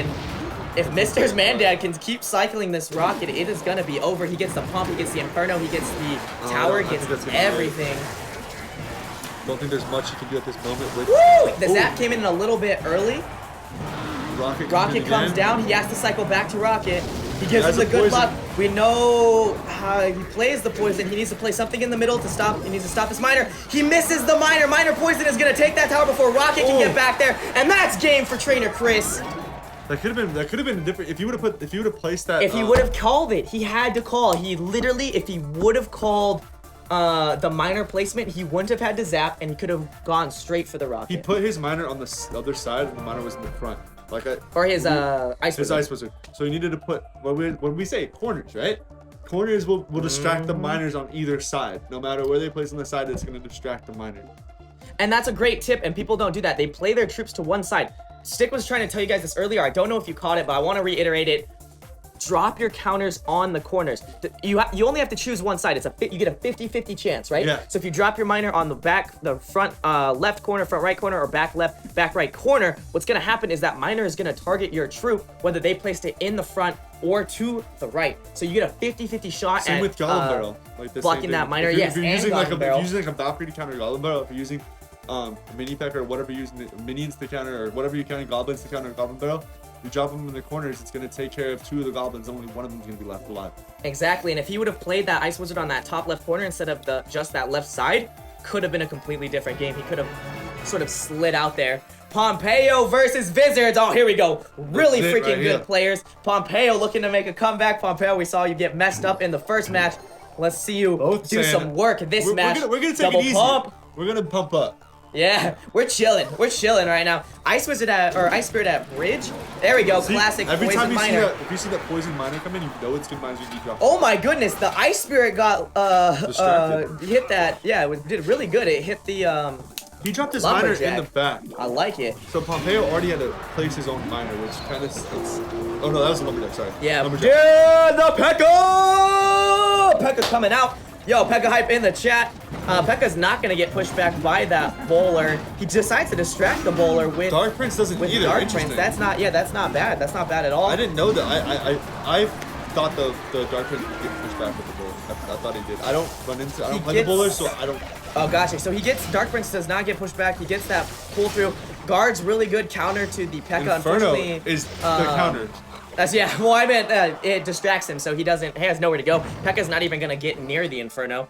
And Pompeo has to look to change it back up. I love Pompeo's deck though. We got the Prince, Dark Prince, double spell, and is that Prince in there too? That Lumberjack. Is the regular Prince in there? That's the question. I don't know. We'll see. If it is, it's gonna be brutal. I haven't seen a miner come out, so I'm assuming it is. Lumberjack counters the miner. Yeah, you know what? Lumberjack does a lot of damage if you can get it on tower, but you need something in front of it. The reason why he didn't drop his poison there is because he wants to save his poison for the right. I can see that. Here we go, Dark Prince coming in again. The Dark Prince makes sense since it doesn't get pushed back and it has the shield. Unfortunately, he played it a little bit early, so he can't get the tower damage on it too. You always want to fight under your tower. I want to see what his last card is going to be. Is he going to drop the Prince with the Pekka, with the miner? Can you imagine his last card is Rocket? He's like, ho ho ho! JK, I've been saving it for that. Oh, there it is, Muskie. Okay. So he opted for Musketeer over the Prince, which is not bad. Unfortunately, that Musketeer is running in front of the P.E.K.K.A. No, it gets pushed behind. Well played. Really big push. Unfortunately, pushed right into Poison Bowler. So that's going to be unfortunate. Even with the Rage, I don't think that P.E.K.K.A. is going anywhere. He needs to split push it, I feel like. Dropped. This is, again, Wizards doing all his damage with the Minor Poison. This is the counter deck. Bowler Poison, it's complete counter, and you just do poke damage. You do poke damage the whole game, and when you have in a tournament setting, you have that 3-minute overtime. So you're not it's not like ladder where you only get the 1 minute. P.E.K.K.A. doing some work on the bowler. Wizard is just chilling. He's just chilling at this point. And if you can get the bowler to do a hit off tower, that's even better. Look at he's even protecting his bowler here. Getting damage with the poison there. Bowler doing work on the P.E.K.K.A. Can the bowler hit the... Not get the tower. The lumberjack too. No, it's not going to get the lumberjack, unfortunately. He gets double P.E.K.K.A's down. Oh my gosh. Double P.E.K.K.A. would be okay. The problem... Nice! Okay, he pushes that left-hand side. Not a bad move there. The Dark Prince slips past. The poison comes in. It's going to get the double charge on the tower. It's getting hits off on the tower. This is a race for towers. Dark Prince can take that tower if it gets enough damage. Zap shuts it down. Oh my goodness. Pompeo evens it out, but that Miner's coming in on the right-hand side, and that's game. Goodness. If he could have played his Dark Prince a split second faster, he could have retargeted that Miner. Look at these games. They've been so close. See, I'm look, triggered. We got somebody in chat right there saying, I don't have Miner either. I'm using Trifecta. Oh. I'm so triggered, man. That match. Crazy. That match was crazy. Pompeo with that comeback. He was so close to taking that left side tower. One zap away. Literally one zap and a But he should have been doing that split push earlier. If he would have been doing it earlier, he would have definitely took the win in the game. Because the Minor Poison, yes, it's going to take your tower, but it's going to be slow taking your tower out. That Dark Prince Ice Spirit push on the left side with the P.E.K.K.A. Musketeer or P.E.K.K.A. Lumberjack push on the other side, like he literally could have come ahead with that game. Like he would have come ahead if he would have been split pushing the whole time. Yeah, exactly. Because the P.E.K.K.A. is gonna shut down the bowler by itself. Like, well, the problem is it just costs so much. It just costs so much. It's interesting. It's interesting how well the princes do with the bowler being part of the meta. I would almost be interesting to not see a tank. You don't need the tank, really, right? If you have both princes in your deck, or even Dark Prince, you can shut down bowler. Prince gets annoying because you can cycle princes pretty quickly, and they're a little tough to counter if you don't have multiple units for the regular prince. Exactly, which a lot of people, besides playing the guards usually they don't really have anything other than guards. So it's almost a bait. You drop your Dark Prince with your prince first to see what they have, and then once they defend with what they have, then you know what they're gonna play on you. Here we go. Trainer Garrett versus Alvi, and we are coming down to the fourth match. Oh, we split drops the barbs in the back. One goes one way, three go the other way. Yeah, you know what? And it actually worked out really side, well. Yeah, it worked out really well because now he is taking care of that Miner. Weird Miner placement. No, he wanted to lure both towers. Unfortunately, he did it a tad bit early. So he wasn't able to like get the value. Do you know what I'm saying? Like it could have been really cool. It could have been really cool. It was a little bit early. His barbs were too slow at that point. Yeah, exactly. He needed to wait a little longer, but the problem was his minions were going too quick. It was close but no cigar. Close but no cigar. Minions are gonna get a decent amount of damage on the tower. Minions do a lot more poke damage than you think they would if you leave them unchecked. That almost evens the game up for Alvi, actually. Lava Hound. Hound coming in from the And the back. problem with the bowler decks is you're like, I don't have an answer.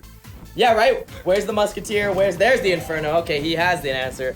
Very close. If this is sort Barbarians, of... see, there we go. Yeah, here you go. This is where you want sort of your tanky thing. Poison there, it will make the Inferno take those out a little bit quicker. Guards do mad work against barbs. And that Inferno tower is going to target the Lava Hound. Miner coming in. Oh, the Miner does it get the tower damage? It does. It gets some decent tower damage. Those pups getting it some decent tower damage too. Wow, that tower took major hits. Level 1 Lava Hound is so good at tournament level. There to try to do a little. This is one of the decks where Mir would be savage. I know, that's level 2 Lava Hound. Level 2 Lava Hound would be ridiculous. Woo, at tournament level, it's just so good. Those pups already do a ridiculous amount of damage at level 1 Lava Hound. So what are they gonna do at level 2? Like, yeah, you really have to start countering it at that point. Minor missed the pump. Yeah, he missed it there. He's gonna get so much he might damage. be He had to taking this play tower, his though. minion horde into poison. That's unfortunate. Bolo's gonna shut down barbs. The miner doesn't come out fast enough. There we go. Zap to retarget. I was gonna say miner didn't come out fast enough for the tower not to target the pups, but that zap to retarget let him get some decent damage. Hopefully put him back this game. This could go into overtime. That tower on the right hand side is looking like it is going down. Poorly placed Lava Hound there. Ooh, poison. Poison's gonna eat Tower all on the this right hand side goes down. The pups are already out and they didn't make it to tower. That Lava Hound is shredding through everything. Miner shut down by the guards. This is looking like good game for Trainer Garrett. Inferno's coming down just to sit there and do damage. Yeah, well freaking played. Trainer Garrett just playing really good counters, playing really solid match the whole game. It was really scary for a second. The Lava Hound, if he could have got, it was almost that Lava Hound at bridge. That Lava Hound at bridge is where he went wrong. If he would have sort of reset, got his counters, and then Lava Hound, he had enough time. He had enough time for Lava Hound to make it. He needed to sort of get the damage on the Inferno, let the Inferno play out a little bit before he dropped that Lava Hound. Dropping the Lava Hound right into the Inferno was pretty tough play, pretty painful. I don't know, it's just interesting, like, the Lava Hound, like we were saying, like, Lava Hound's a great card. That deck honestly didn't have much answers to the Lava Hound. Yes, it had the poison, it had the zap, had the ice spirit, which can take care of the pups, but the Lava Hound itself is going to still be there. And if you can get somebody to tank for the Lava Hound, you're going to have to waste your poison or your zap on just that, and he can still drop minion horde and minions on you, you know? Mm-hmm. Like, there's different things you can, it just calls for a lot more air units. You want to have some on an air unit, a unit. Like, you want to have something that can take care of the Lava Hound, like a Princess or Ice Wizard. Ice Wizard is a great counter to the Lava Pups and the Princesses as well. Zap's a great counter, but the problem is they're still going to get hits off on your tower. Yeah, exactly. They're still gonna get that poke damage in there, and if you're not doing anything, if you're not doing anything to deal with those pups, man, they're a lot tankier than you think there would be. Even at level 1, your tower doesn't do enough damage to them. Not like it would in ladder where you could get a little bit higher tower levels.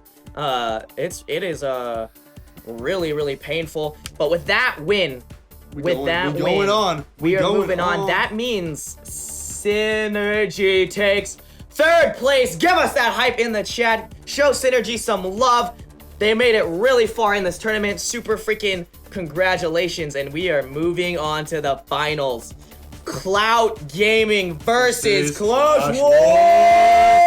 This is for the bragging rights. This is the ultimate bragging rights. Clash Wars, who had lost everything up into the finals, freaking shreds with undefeated matchups. Are they gonna stay that series way? in a row. That is the question, Stick. Will they stay there? And Clout Gaming was the mid-ladder, sort of the mid-ladder clan, or the mid-hotness meter. That's what I want to say. Yeah. The mid-hotness meter clan all season long. They're a great clan, but nobody really talked about them because everyone pays attention to, oh, these people are on fire, these people are doing bad. And Cloud Gaming was able to, like, we're just gonna fly under that radar, we're gonna slip right into the finals, and we're gonna show everybody that we are way better than them. We've got Clash Wars with the giant band. Cloud Bands Expo! No way! Yes! It comes in! Oh my god! Oh man! What an upset! They didn't even want to see it. They didn't even want to see it. What an upset! Oh my goodness, yes. Yes, Clash Wars is undefeated in this final series. We'll see if they stay that way. They just lost their bait card. That, I think, no matter what, that says something about the clan. When your clan bans a card that isn't meta, is just like completely known for that clan, you're like, yo, you know what? You guys can't even play this against us. That is just, you're basically just saying that Clash Wars is monstrous with that expo. You're saying that you're afraid. So we got some That is Mortar an now? interesting ban. Yeah, the Mortar comes out? I don't know. That's absolutely awesome, though. I'm loving these bans already. I'm so freaking hyped for these finals. Look at the lineups. You force them to ban an off meta card so now you can play meta decks if you want. That's literally what they did. They forced them to ban an off meta card. I know, that I like nobody it. uses. I like it. And you know what? Besides These finals are Clash not Wars, really. 5v5. They are 7v7. So we're going to get to see a little bit more matches here. We're going to get to see the clans actually prove that they are the clans. It's not even just 5v5. We got 7v7. And I am so hyped. Oh my goodness. I'm so hyped. Also, we have a t-shirt to give away right here before we jump into these finals. Mom Crush t-shirt giveaway. Yo, shout that out.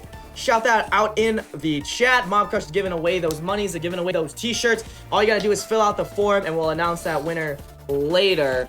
Oh my goodness. The hype train, fellas. That expo, though. The hype train has left the station. Expo ban. Expo ban, guys. We are going in Hashtag the Expo, finals. best card in the game. Hashtag Expo is the best card in the game. Hashtag fear the bow. Bow to the bow. Oh my goodness. Oh my gosh. I can't even right now. If I am only- so if- excited. Raging with Volt was here. If only raging. Oh my goodness. I'm so excited to see these matchups. You know it's gonna be crazy. The pump is still in play. Because we have the Expo Giant Band, that means the Miner is in play. That means we're gonna see. Do you think we'll see Hog? Do you think we'll see Hog? I think we'll probably see Hog. I think we're gonna see Hog Rider for sure, because a lot of the That's Clash Wars Justin's players. deck. Yeah, they're A lot all of the they're Clash all Wars Hog players run that players. staple Hog trifectas or the Hog cycles or whatnot. They run those staple decks. But here we go, first match. Ooh, buddy! That's just funny. Wiggle, That's just A. funny. I love seeing that Expo down there. Look at that Expo band down there. We got Wriggle A versus Justin. Pumps in the back, pumps in the front. Smarter play by Justin to play the pump in front of the crown tower because he knows that Miner is here. So you want to get all the value you can on that Miner. Unfortunately for Justin, doesn't look like he has Miner. Muskies! Yo, 3 Muskies coming down. They're splitting. Great split push Poison. there. Justin Ooh. forced to poison the right-hand side. That means he doesn't get the pump. He only gets the damage on the Muskies. And now he's got to figure out how to counter them. What does he have? Minions in Guards. the back. Guards in the front. Not a bad placement. He's going to shut down, but that Musketeer is going to get some damage on the tower. Miner comes in to shut down that Ooh, pump. he This is what we misplaced the talk Miner. about playing the pump in the middle, though. At least the Miner gets shut down quickly and efficiently. Justin is playing a Lumberjack. Yo, Lumberjack in the finals? What are we even seeing? Justin normally plays... Lumberjack is really strong right now, though. Yeah, but he's a Hog player. He's a Hog mortar Is it cannon Hog? player. Is it What Hog is this? Lumberjack? Oh my god, guys. Are we about to see some Golem? Oh my Are we about to goodness. see some Golem? I don't know. Oh, It's oh, Lava Lava Hound. Hound. Oh man, okay. I was getting scared for a second. Lava Hound comes into the back. He waited for the 3 Muskies to be played. Really smart there. Unfortunately, he's not countering the Miner. He needs to counter the Musketeer. He's over here on the right-hand side. Guards would have shut down the Oh, Musketeers that if he was would have Musketeers let did him. a lot of damage. He had to place his minions on that side to counter that. Yeah, Musketeer. he played his guards a He was little too forced soon to. and he wasn't able to shut down. This is why 3 Musketeers is so good. The split push damage is unreal. Musketeers are so powerful, especially at tournament level. You can't even But he fireball. came back with damage right there on the tower. He got down to 16. Fireball damage doesn't kill them. It's not a one-hit kill. They will be able to stay alive, and a Musketeer with a sliver of health is a dangerous Musketeer. But yeah, at least the pups. The pups got decent damage over there. But the Unfortunately, he is behind in Elixir, and he's forced to keep playing his counter cards on cards that he doesn't want to have to counter. He doesn't have a good answer to the Musketeers, and he's really like, okay, I already played my guards. I gotta play minions Ice Spirit on top of them. You can't poison the Elixir Collector, which is the big thing. Yeah, and oh, the really strong push coming in here on the left-hand side. Nice! Shut down before it can get there. Really good. He really needs to keep that left side tower alive. Wriggle A sitting at 10 Elixir. He's just up so much pub damage. Justin is really in trouble here. No ways to be able to do here. 3 Musketeers dropped in the middle again. They're just a great card to drop out there. Yep, it's like playing that princess, only super buff. Yeah.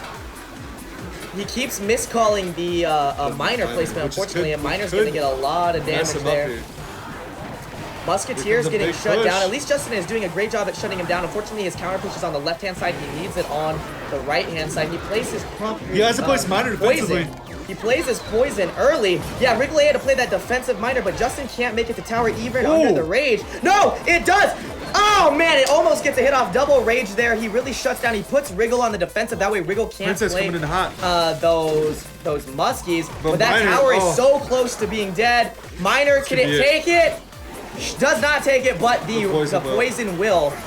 And Justin is not going to be able to get to tower. Right Well there. played, Wriggle.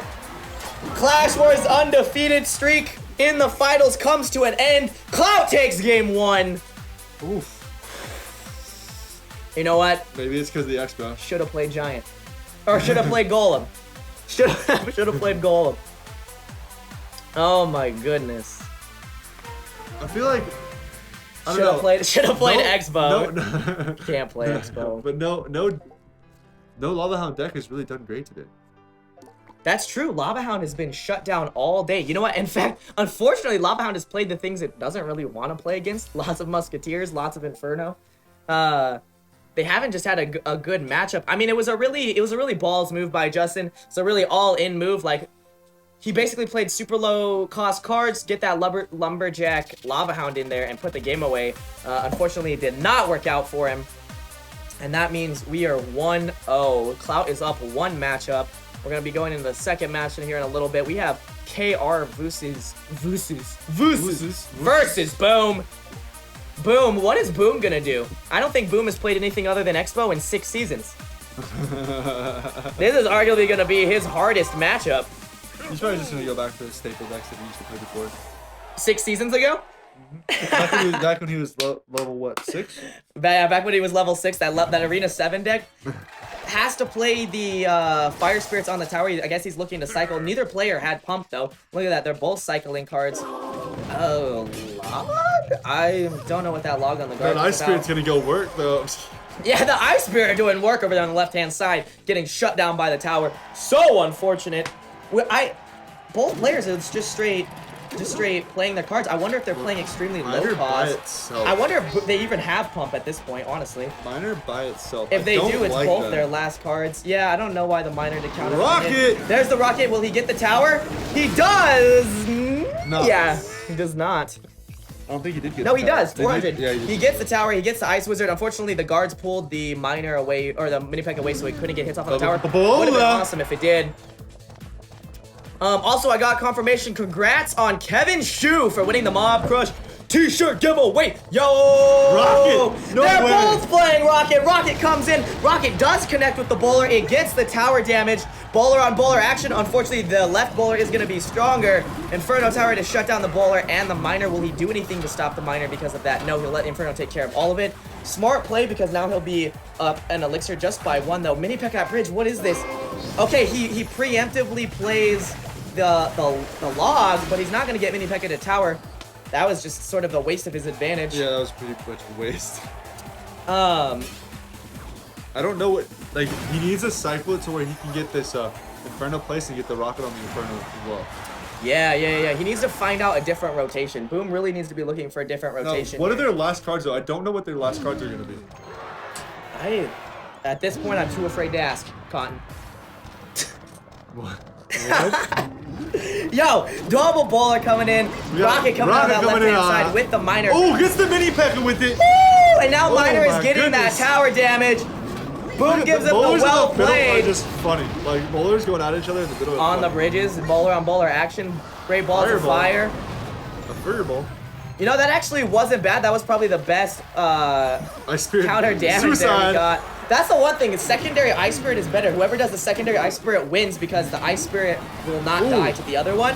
But that minor poke damage there is just devastating. The Rocket is coming out, and it is going to be game in overtime if Boom can't connect with Tower. Boom is looking to get that Tower into Rocket range, so can he cycle fast enough? He has a Fireball. Nope, he's not going to be able to. No, he might be able to do it. Might be able to actually. If he gets a little bit of pressure. No, he can't. He doesn't. Rocket takes exactly 5-6 seconds to get across, so he's not going to be able to get to that tower. And that's going to be game. Oh, man. Oh, man. KR from Crucible. Crucible takes the first 2 matches. You know they're feeling that hype right now. Bum, bum, bum, bum, bum. Crucible Wrath coming in with the 2-0. Give me that hashtag Crucible Love in the chat. Clash Wars has to be feeling the pressure. They need to come up, man. They need to come back now. They got like, we're undefeated. We're undefeated. Crucible, Cloud. Oh my god, I'm garbage. I'm garbage! You know what I mean, Cloud. I love you, boys. Oh my god, hold on. I have to make up for it. Yo, Clout love! Every time. The C's get me every time. Oh, Clout Gaming, you guys are the man. Dude, Clout is killing it. KR, what a great match. Now Clout is in a 2-head lead against Clash Wars. And man, Clash Wars, dude, they gotta be scared. They were going into this feeling really good. They were like undefeated in this series. They're all pumped up. I'm sure they're all in a chat, all hyped together, like, let's go. Let's go. Now they've lost 2 matches. They're feeling the pressure. They're feeling the pain. Will they be able to come back? I cannot, Dr. Belkin. All I can tell you is that it's gonna be awesome. Crucible Clout. No, Clout. It is Clout Gaming. Clout Gaming is destroying. Man, if they win, if they come up with this 3-0 lead, if Clout comes up with this 3-0 lead, that is gonna be crazy. That is gonna be absolutely crazy. We've seen confirmed. Yeah, I accidentally leaked the Clout Crucible merge. My bad. Until next week. What do you I know. I'm sorry. I'm not supposed to tell people that yet. If Clout takes it, the Expo band's the best band of the season. Yes, it is. My Expo. favorite band. Because I'm an Expo lover. I love the Expo. When I see it in the match, I'm like, that's funny. That's funny. If they beat me, I'm not even mad. I'm not mad. I don't think it's. I literally think it's funny. If you beat somebody with an Expo, it just shows that you can play with an off-meta deck. Like, if you want to really own your skills, play with decks that aren't used. Exactly. Yo, with that, I wanna cue us up into our season 2 preview, and we get a look at that band sim again. Let's.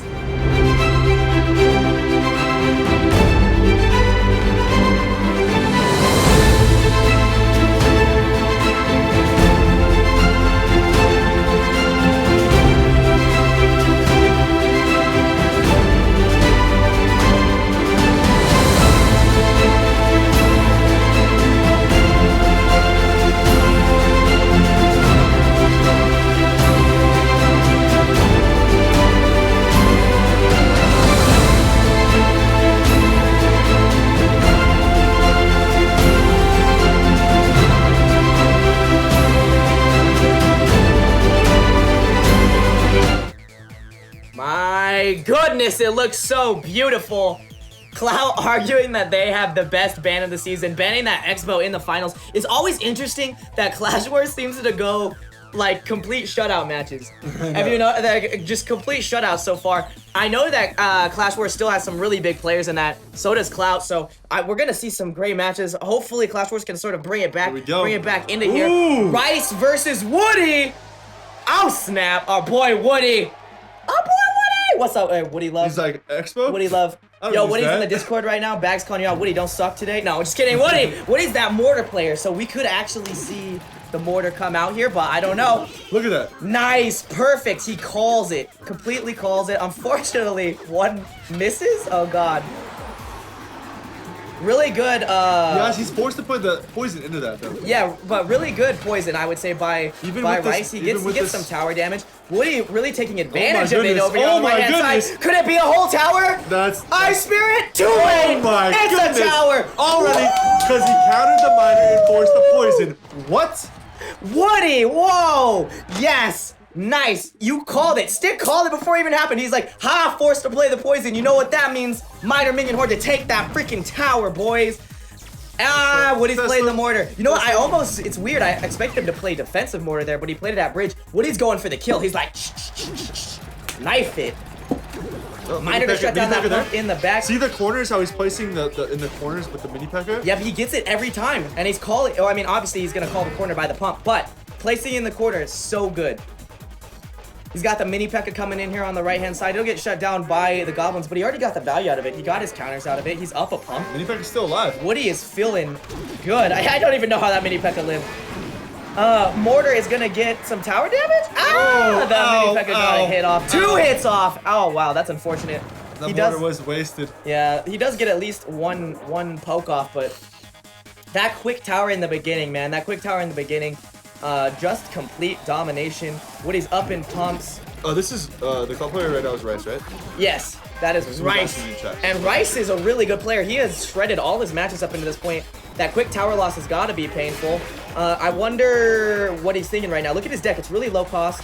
It's all... He's very cycle oriented. Yes, it's very cycle oriented. He can take the advantage here and cycle quicker. I think it is... Tesla there? Nice. Well, the Tesla there just destroys that this is the mortar. This is what I'm talking about. So his deck is meant to do that we talked about the miner and then the poison. The miner poison sort of just whittle your opponents down. It's like a burn Defensive deck. mortar coming in hot. He's like, now I have to play. Yeah, now he's played a little aggressive. He needs to back up. He needs to get good out of his pushes. The poison burn deck right here doing that work on tower. That's why the goblins. Man, that miner shredding that tower.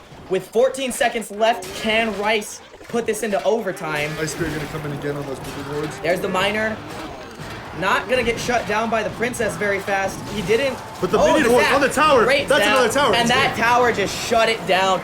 Woody losing no towers, taking 2 at the very end. Clash Wars with that comeback. Oh my goodness. Yo, Woody is just a freaking monster. That first stop on the miner, forcing the poison, getting the first tower, put him way far ahead. It was such a good. It was like he played right into his hand. Like a lot of decks, there's some decks that can come back from being far behind if he was playing like a push deck. But no, he was playing that whittle deck really hard. Yeah, it's really hard to come back because you can go into overtime, but then you're probably not going to be able to whittle down like you would the first because time the other before person's he already push. putting pressure on with his miner on your other tower. You know what I mean? Like, yeah. Now, arguably, if he could have got the tower, luckily he was playing against Siege, so Siege is definitely weaker once you lose a tower because they can drop right on your Siege. So he might have even been able to even it out. Unfortunately, just did not go that way for him. Woody with the hashtag VIP. Man, here we go. That's 2-1. That's 2-1. That means we will not be seeing a shutout today, boys. Put your pants back on. This is a full ride. It's a full ride over here. I know, Stick. I know.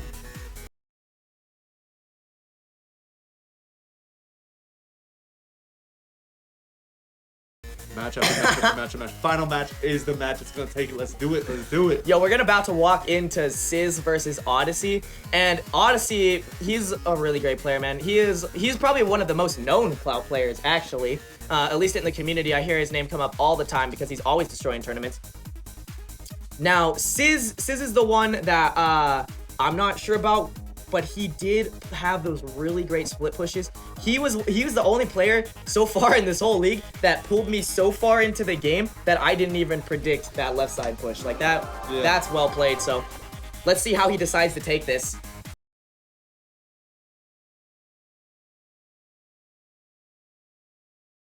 He is with that freaking hog. 1 hit, 2 hit. Give me that 3 hit hog. No, shut down at the last poison second. there to shut down that whole defensive. Yeah, poison is gonna completely dominate there. Sizz is already ahead. That's the one good thing about those cycle push decks that we talked about. Can get quick damage and get it in fast. Hog is also dangerous because you can't count it out to the last second. You can always slip in a hog and get 500 damage like that. So really kind of scary deck. Oh my goodness, Odyssey playing the Tombstone. I love it. I haven't seen Tombstone in forever. I'm feeling a Lava Hound. Yeah, there we go. Classic. We've seen the Tombstone. We know Lava Hound's coming. Really good combos together. It's because once the Lava Hound gets to target the skeletons actually do work, especially with those pumps. It makes the things retarget. It's such a good combo.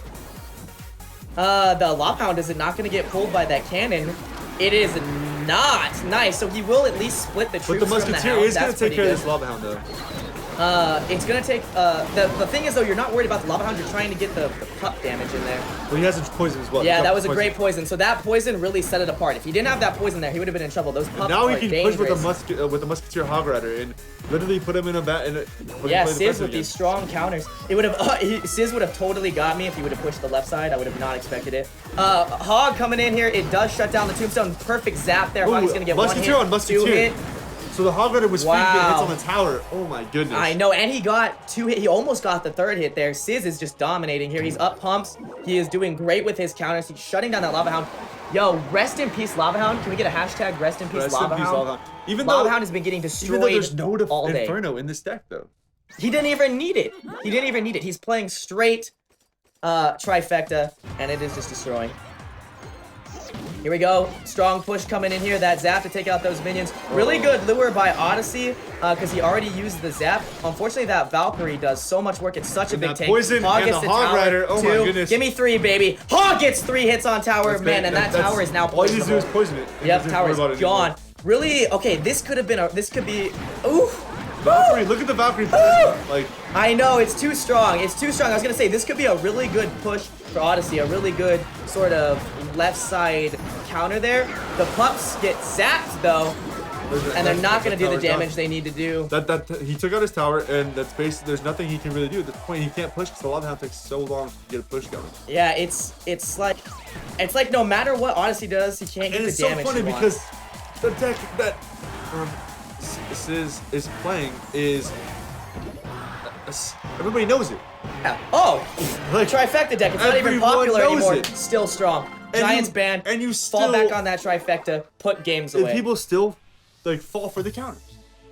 Yeah, and if you know how to play counters very well, you know how to get the value of the troops, you know how to split the troops, man. It's gonna be strong. It's gonna be brutal. That puts us at a tie finals. Puts us at a tie finals. Sizz wins it for Clash Wars. We've got Clout vs Clash Wars in the finals 2-2. They need 4. Who's gonna pull ahead? And then it's gonna go last one. Oh my god, can you not believe I won't even know? This has been so freaking close. Sizz. Oh, they need. Okay, my bad. They only need it. Oh man, I'm getting too up. We're going too hot. We're going too far. Yeah, we're going too far up in here. But man, 2. That's absolutely crazy. Man, I don't really know what we're gonna see at this point. I mean, Expo's banned. We already Pats has been playing Expo. Boom has been playing Expo. If Pats comes in right now, what's he gonna play? Boom already got completely shut down. I feel like they're gonna bring. Who else do they think they're gonna bring in though? They're gonna bring somebody else in, something new. Maybe. I mean, they already pulled Woody though. They already pulled Woody since the Giant and the Expo band. Who's their staple trifecta player? Mini. That's true, it is Mini, but I don't know if he's even here today. Yo, for those of you just tuning in wondering what is going on, let me tell you what's going on. We are in the finals of Clan Royale League Season 1. It is down to Clout versus Clash Wars. Both teams are 2-2.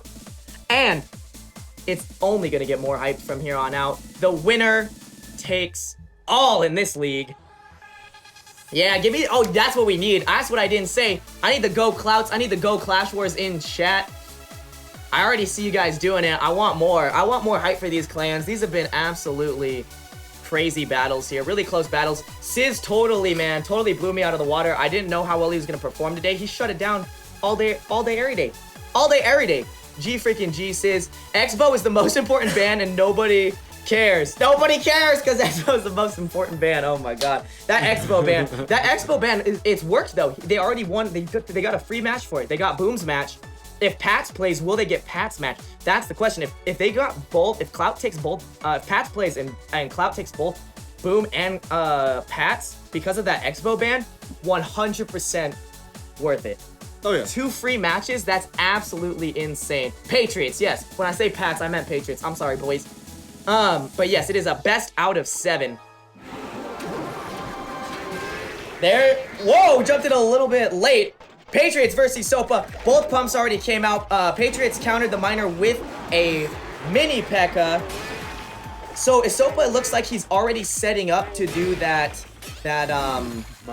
Whittle deck. Yeah, that minor poison deck. He got what he needed to do. They both kind of look like they are, honestly.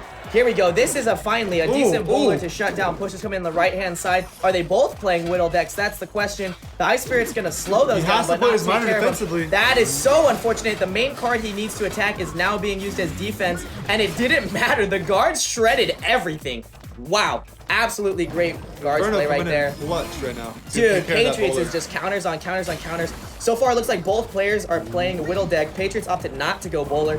You opted to go way more cycle instead, and that could be really good for him. I almost feel like if he wasn't going to go bowler, he should have went Dark Prince instead of Mini P.E.K.K.A.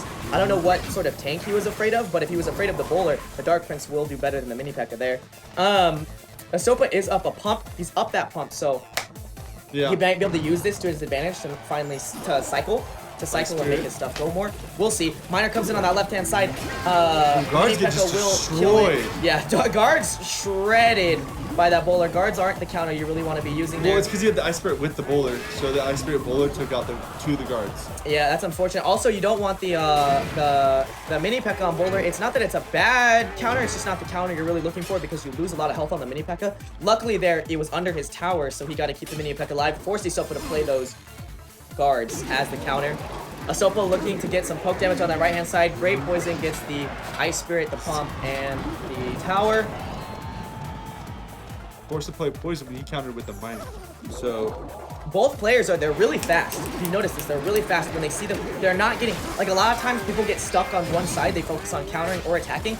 Both Pats and Isopo are countering and attacking back to back simultaneously. They're playing cards, not really focusing in on one part of the thing. It's almost like they're using, you know, like their peripherals to play, and it's absolutely awesome. Really high level play, really hard to do, I can tell you from experience. Oh, mini P.E.K.K.A. Oh, shut down. Oh, man. If that mini P.E.K.K.A would have made it to tower, it would have been absolutely insane. This is going into overtime. Both players are playing a Whittle deck. Patriots is getting the Whittle better on that right-hand side. Isopo's trying to force him into the left-hand side. I think you should still focus on the right-hand side with his Minor. Oh, Isopo plays a pump on the right-hand side. I almost think that was a mistake. Yeah, because now, yeah, look, there goes right. He played right into that poison, that poison Minor. He dropped the bowler in front of the Minor. You see that? Yeah, to push the Minor out of the way, really good. You had to counter 3 for 5, but he basically had to do it there. He's not trying to get that poke damage on his tower. He wants to get these guards to tower. He wants to get some damage, and it's funny to see the mini P.E.K.K.A come in as a counter to guards. Minor again, the Minor Poison to do work. That bowler won't retarget the Minor this time. Oh, it does! What? What the heck? The Minor didn't even get pushed. It just retargeted the bowler after one hit. It's because he got frozen by the Ice Spirit. Okay, I was so confused for a second. I was like, that was a weird case of targeting. Here we go. Bowler coming down the right-hand side with that Ice Spirit to shut down the Inferno. Another Minor coming in clutch. Ooh, Patriots pushes it is into doing the tower. so good. He's counter, get the value. And he's forcing Isopo to play the bowler on the right-hand side. The bowler is really expensive to use to counter a Minor as well. And in fact, he needs to be playing that bowler on the left-hand side. He needs to be getting that poke damage in over there, and he can't do this when Patriots keeps putting on that pressure. Like, look at this. He's going to do the exact same push again with the Minor. That Minor, no Poison this time. There we go. Poison comes out. He drops the Minor in front of the Inferno, but it was worth it because he got the 2 hits instead of 1 because the bowler wasn't able to push the Minor into it now. And now it's coming down to if he can stop this push on the left-hand side, he can cycle back to Zap. He can cycle back to Poison, and that's going to be game. Patriots is going to go home. Oh, that's okay. The Poison is going to come in for game. Patriots takes it. Clash Wars with the 3-2. Coming back. The comeback kings. The comeback kings. 3-2 reverse sweep hype? I don't even know. Anime bag, wear your coat. I would die. Let's go, boys. That freaking comeback hype. That freaking... Comeback Wars, bro. Comeback Wars. Clash Wars. You mean Comeback Wars? They were 2-0. They were 2-0. And now they're 3-2. Oh my gosh. Pats. You know what? We talked about that Expo ban. If Pats would have lost, that Expo ban would have been the greatest ban in Clan Royale history. I will still say maybe top 2. Top 2 for that Expo ban right there. I don't know. You guys let me know in the chat. You vote for it in the chat. But Pats did win his match despite not having his Expo in there. Number 1 was the Poison, and then the Zap. Yeah, number 1 was the Zap. 2 was the Expo. We just like to make it interesting. Brown bag reveal with the reverse hype? Oh god. Oh god. We are jumping into what could be the final match. Electrify versus Zadian. Yo, Zadian, my boy, really strong tournament player. I don't know Electrify. Electrify from Cloud Gaming. I hope you got your big boy pants today because Zadian is a monster. Coming in strong for this, what could be last match. Minor. Woo! Minor to shut down that pump. Really good play there. He was forced to play 4 on that Minor, and the Minor still did what it needed to do. Hog is going to get shut down by the mini P.E.K.K.A. That Hog is not going to do the damage it needs to do. Yo, princess on princess on princess. No, princess on princess. Lady action. His princess is still going to be up. Oh, this is bad. Oh, mini P.E.K.K.A is going to get a hit on that mini P.E.K.K.A. Princess is probably going to shut down the mini P.E.K.K.A. Minor, or Hog gets 2 hits on tower. Well played. Can it shut it down? Oh god, no! Oh man, almost. unfortunately the princess goes down. Guards come in. Hopefully that guard will take out that princess. Nope, shut down by the tower. Tower decides to target the guard next to the princess. Well played. Xadian's up elixir though. If you haven't noticed, he's up a few elixir points. He can really take advantage of that when it goes into double elixir. He's countering really well. He's getting more poke damage. Electrify needs to get in his zone. He wants to get his pump down. And he can't. You notice the Xadian keeps putting the pressure. His cycle deck is doing so well. I wonder why he needs pump though. His deck's not that expensive. I think it's just to get the advantage. I mean, if he can get a double pump, he can go into double elixir. He can play a double hog push. He can get the tower. Like, it'll play really good. Ouch! He misplaced the cannon. Hog gets the tower. 2, 3. Oh no! 3 hits on tower. Shut down by those guards. Mini Pekka's not gonna get the tower. At least it takes care of the princess. Electrify with the tears. Oh my goodness. Throwing Xadian that BM. Electrify just put himself back in that game. What a great hog play there. Hog decks, man. Can't count him out to the very last second. Shut down that Ice Spirit. Where are you at? Oh, Ice Spirit gets shut down by the cannon. Electrify is sitting at 10 elixir. Miner gets that pump. Hog gets the tower. Gets 1 hit off on tower. Not 2. That is unfortunate. Guards counter the mini pack with the princess as well. Princess doing still be really alive here. well. Double princess. Down. He needs to keep those princesses alive. If he keeps those princesses alive, it's going to be really in trouble for Electrify. He does. He keeps them alive. Can he counter? Zap one of them. He wasted an Ice Spirit on that Mini Pekka when it wasn't under tower. Mini Pekka's going to take that princess. It gets... No! Shut down last second by skeletons, but he did get the poke damage from the miner. He's getting the poke damage from the princess. An Ice Spirit... 2 Ice Spirits hasn't taken out that one princess. They just got it down there. That's absolutely insane. He goes for the kill on left-hand side. 1 hit. No, he only gets 1 hit off. Did you see that Mini Pekka? Mini Pekka is shredding. Miner coming in. He doesn't counter the miner. He drops his hog. Hog gets shut down, but it's not going to matter. Oh 1 hit hog in this game. No way. Clash Wars takes it. Clash Wars with the win. Woo! Oh, man. If y'all didn't see Reverse sweep hype. Reverse sweep hype! The road to victory! Clash Wars is your first season Clan Royale League champions! Give me the chat hype! You freaking G! What the what? What the what? That was, oh my gosh, it was coming down to whoever got that last one. If that Mini Pekka wouldn't have hit from like across the field. Right? That he got that freaking lightsaber force throw hit over there. That was absolutely insane. Yo. Oh man, Clash Wars had lost every series. Like they had been counted out, but we talked about, it doesn't matter. That it just means they're in a horrible seeding position. They're gonna have to place really hard people in the finals. And they put away those sweeps, match after match, series after series, game after game, all the way to the finals. The whole time was to play just like crappy the whole time. Not crappy, but play like... Is that a strategy? That's not a very good one. No, because you get bad seeding. You get put against the best person, but you're not playing at your normal. You're just like playing to just whatever. And then once the finals come down, or once the brackets come down, then you start. Could it be technically a strategy? Yes. Do I think it was a strategy for Clash Wars? No, I do not think it was a strategy for Clash Wars. It could be a strategy. I don't think Clash was actually meant to do it. No, I just think that like but you could do that and like let people not see how you really play. You know what I mean? Like. Yeah, exactly. I totally understand what you're saying. I think Clash Wars made some really weird lineup choices, judgment mistakes, gameplay choices in the beginning. They really found their groove post second patch midway through the season, and then they've just shredded it ever since. Yo, Clout came out so strong. Clout Gaming flew under the radar. They had sort of the not easier matchups, but they didn't have to play the hardest people because they were that mid-thing clan. Went right into the finals, took 2 matches. We were looking like we were about to see a Clout shutout, and then Clash Wars with the reverse sweep. I don't even know how you could get more hype of a finals than that. What the what? Congratulations. All I can say is GGWP. Maybe Season 2, maybe I don't know. Oh, man. I don't think I could have even predicted that after seeing all the matchups that we had. I was honestly like, man, Clout was really smart to sort of just fly in there and really destroy things. The Expo band should have taken out Patriots. They should have won that Patriots match. It's really unfortunate that they didn't, and that really set them back here. And then they were in the final match, and they didn't know what to do with that port. Like, they were struggling just to be tied back up, and they had so much pressure on him that they choke from pressure. Exactly. And you know, how can you not? How can you not have that much pressure when you make it to the finals, when you're such a good clan, when you put up your best players and you go at it? All the clans here just freaking went at it, man. Putting in their best players, playing some of their best matches. Oh my goodness. I'm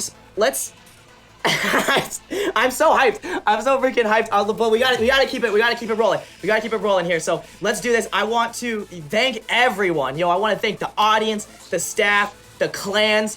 Thank you so freaking much. All the mods, all the work that goes into this. All the clans that put together their teams week after week after day after day. Those clans and those matchups were absolutely insane. We have not had like a boring matchup all season. All the matches have been crazy. We've got to see the best players in the world go at it head to head, put their skills where their mouth was.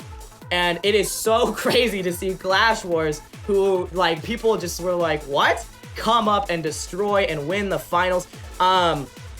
Just shout out to everyone that is here. Shout out to the viewers. I am hoping that you guys will show up for season 2. I want to talk a little bit about season 2. It's gonna be you thought this was big? Are you crazy? It's gonna be absolutely insane with 16 clans, qualifiers. Check out C Royale or CR League, crleague.com at C Royale League for more details on Twitter. And with that, let's queue up into that preview.